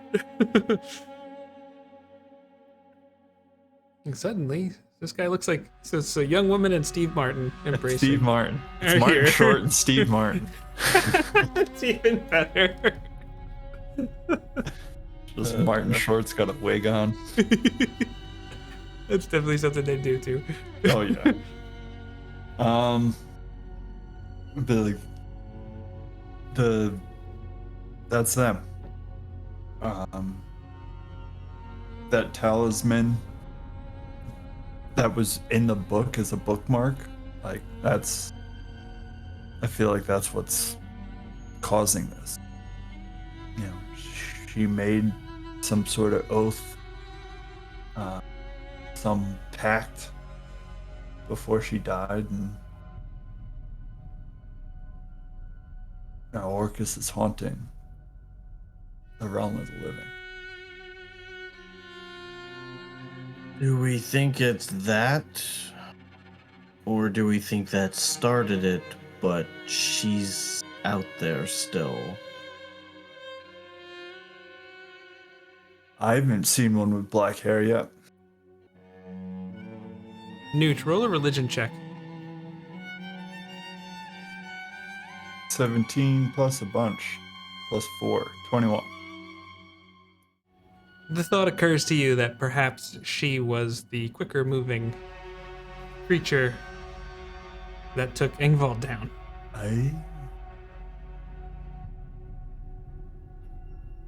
JK. We got her.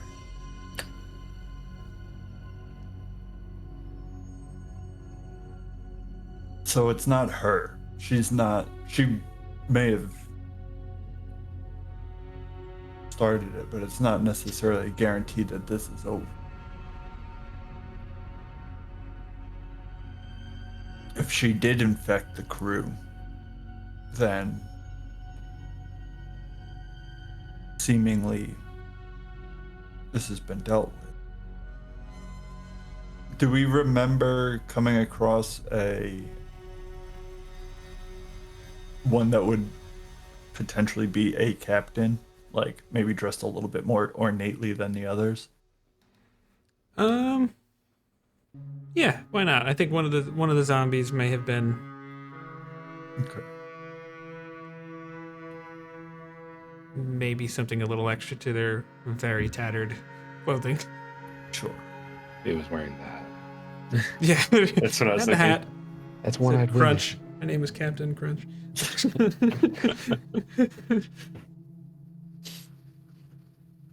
Horatio, we finally found you. Would I have any idea how this kind of like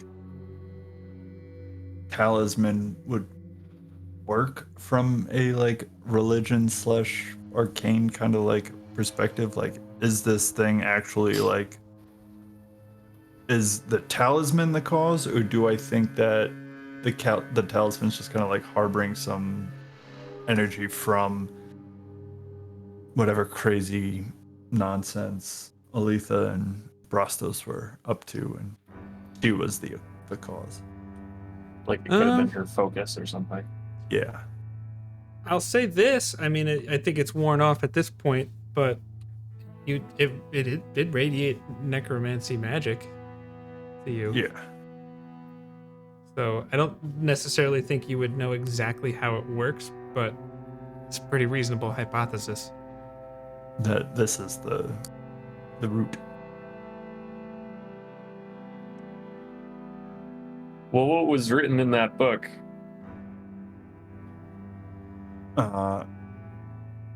I shall enlighten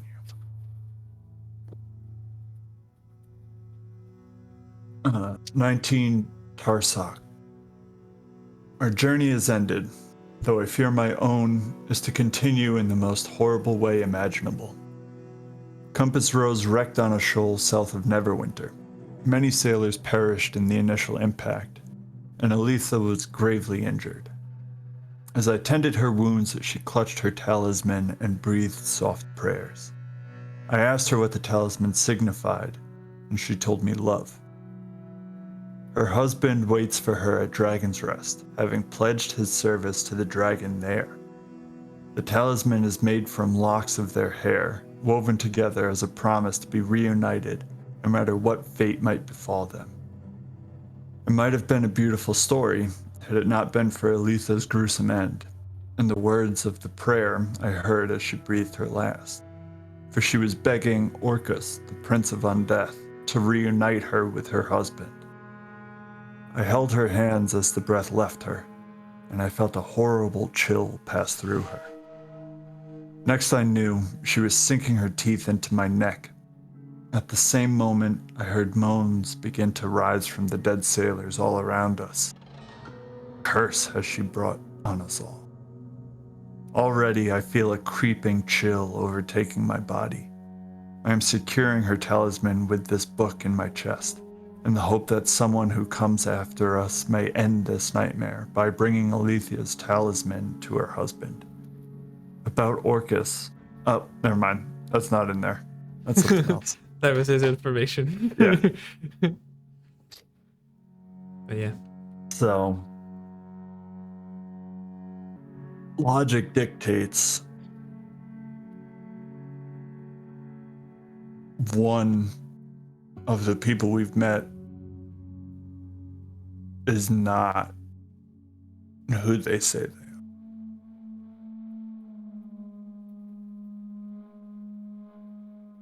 Or truthfully, What do you mean? too. Dragon's Rest is the name of that small cloister. We've interacted, I believe, with everybody there. Not sure who that could even be out of people we interacted with. Didn't Two she of them we say know their this? story? Didn't she say this crashed like 20 years ago About 40. or 40 years ago? Yeah. I mean, it doesn't even. I mean, if he was here then, it doesn't mean he's still here now. If you, I'll say this, the only human male that you met was Tarak, who at his oldest is early 50s, maybe? Definitely not him. telling me there's a chance. But They got married early back in the day. there's still And also doesn't look like the painting that you're seeing. Yeah. there's still the mystery. Just reminding. There's still the mystery of your friend, Fontaine. That too took place on this island. Does it look like his friend? I don't think it's his friend. I think that No. if they're in line with Orcus, these are not people to be trusted or taken lightly. This is dark, powerful I mean, magic. I was gonna bring this up to you before we headed back, but I mean, just the way that they were talking made me feel like there was something really cultish going on in that village. 100%.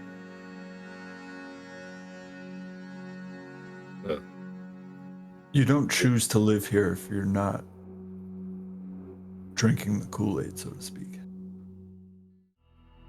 I'm more of a spring water kind of guy myself. I mean, we got some wine, right? That's... No? We do. I'll take a sip of the wine if he's got it in his hand. If he's like motioning to the bottom floor, I'm not going to go downstairs and. He would, I mean, that is what he was doing. Where It is all court. I do wonder if he maybe died here, maybe even bringing the talisman to his grave might break the curse. Granted, if he is dead and we re-killed her, that would reunite them. Perhaps we bring her remains as well. If he's dead, we'll bury them together. Domingo, where should we bury the rest of these? Well, noble death for a sailor would be death at sea. Water burial is always nice.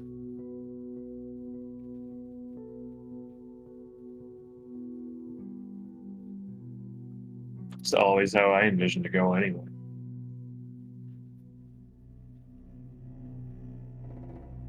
But I don't know. I mean,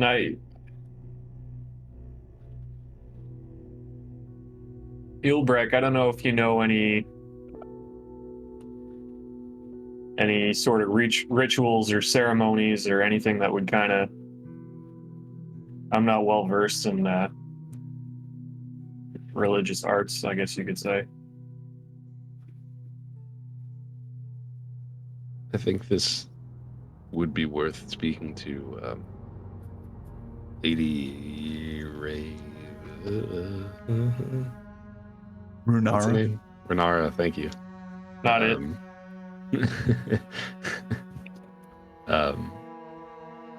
It could be worth bringing this back to Lady Runara. Yes, they are cultish, but they are cult of Might be Bahamut. worth seeing their reaction, if nothing else. Agreed. All right. You guys have any other objectives that you'd like to accomplish well, I know Zugarf was looking into this other room, right? Yeah. Yeesh. All right, we'll take care of that real quick.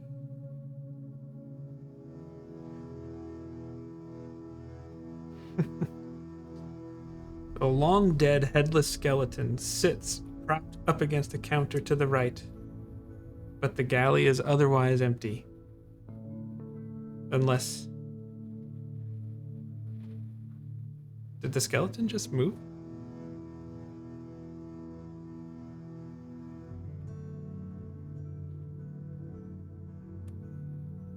Did the skeleton just move? Do you go in for a closer look? Yeah. You see tiny little harmless crabs kind of moving around it. So you just saw a little movement and just with everything going on, you were like, whoa. All right. That's fun. Anything on the skeleton, or it's empty? Nah, this is just a galley this clearly was where food was. It's not there anymore.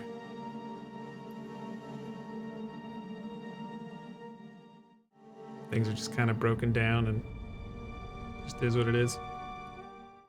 How late in the day is it? Is it still like midday? Yeah, because you guys left in the morning, so it only took a little over an hour, I think, and that's about it to get there. So, Are we leaving the boat now? Angwald's like, I could start loading it up if you want. Yeah, I don't think there's we got all the stuff from the chest. Well, I I might think need we some keep help it with in that. the chest and bring it with us. Yeah. As we go to leave,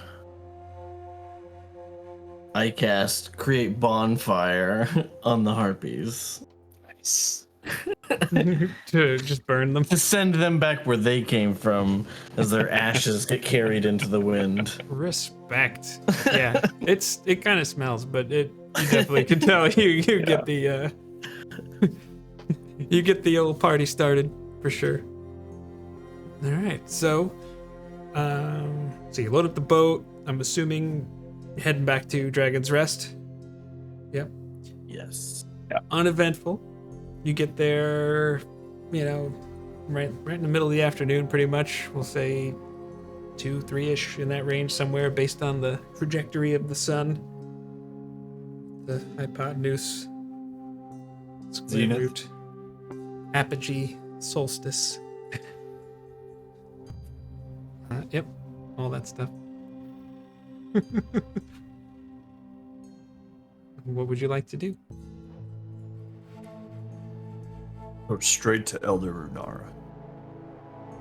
Okay.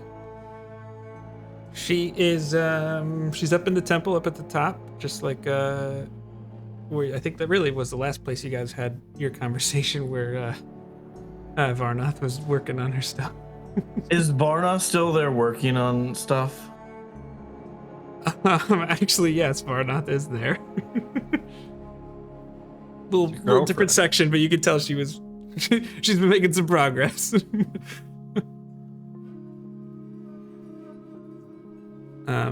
It just looks like Elder Runara is just like looking out northward, kind of in the direction of where you just came from, actually.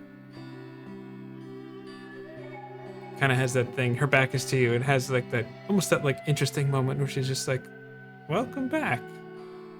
And then turns around to greet you.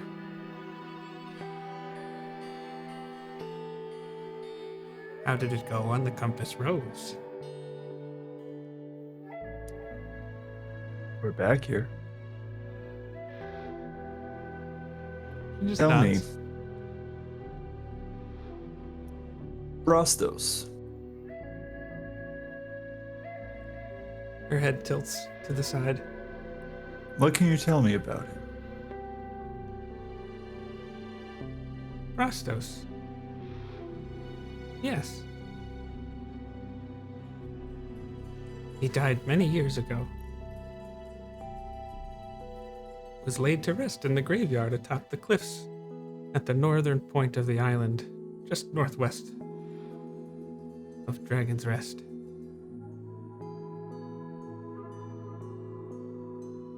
Why do you ask about him?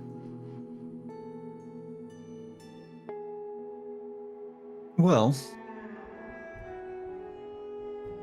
it would appear that Brastos and his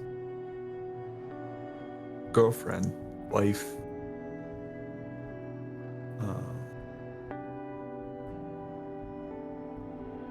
decided to make a pact with Orcus, who I'm sure you're familiar with. She definitely reacts, kind of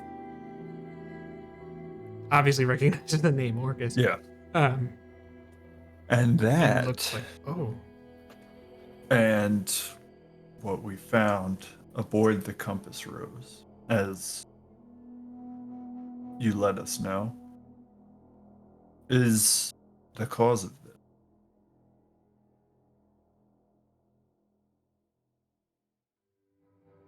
My question is, why would a dragon pose as an elderly woman and hide on this little rock?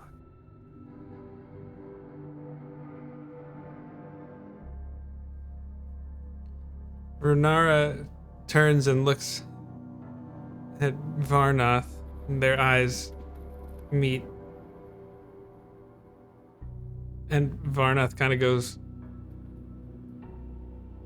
a little face like this and starts to go back to work. Runara smiles warmly.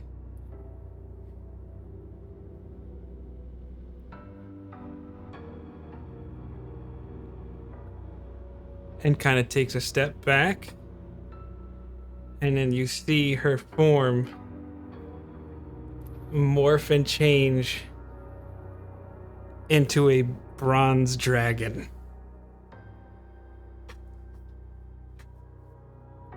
Very good, Shipwreck. I am honored that you figured it out. And that's where we'll end this episode. Yeah. Nice. As I was helping Nooch with Discord earlier, he was just like, is Runara a dragon? I was like, I feel like she is. It would make sense for her to be a dragon. It's Dragon's Rest. Yeah. And I was like, don't tell me. Don't tell me. I was like, if you really want to know, I'll tell you, but... I was like, I don't want it to affect any of my decisions. And then when I was just like, I wonder if I can like, just be like, just casually bring up Brastos and see if she'll just kind of tip her hand a little bit. Mm-hmm. Aha! You figured it How out. large is she? Is she like? I did not see that coming. She is... that's a good question. Like adult, ancient? Maybe we'll make you wait. Damn. And then you'll have to find out next time on Dragons of Dragon Stormwreck Ball Z. Isle. Dragon Ball Z. There it is. So with that, well, thank you so much for watching. Don't forget to say hello to us in the comment section. Check out the link tree in the description and all the other things J&J, as well as this wonderful cast that I'm joined with. And yeah, we'll see you next time on Dragons of Stormwreck Isle. Take care, everybody. Later.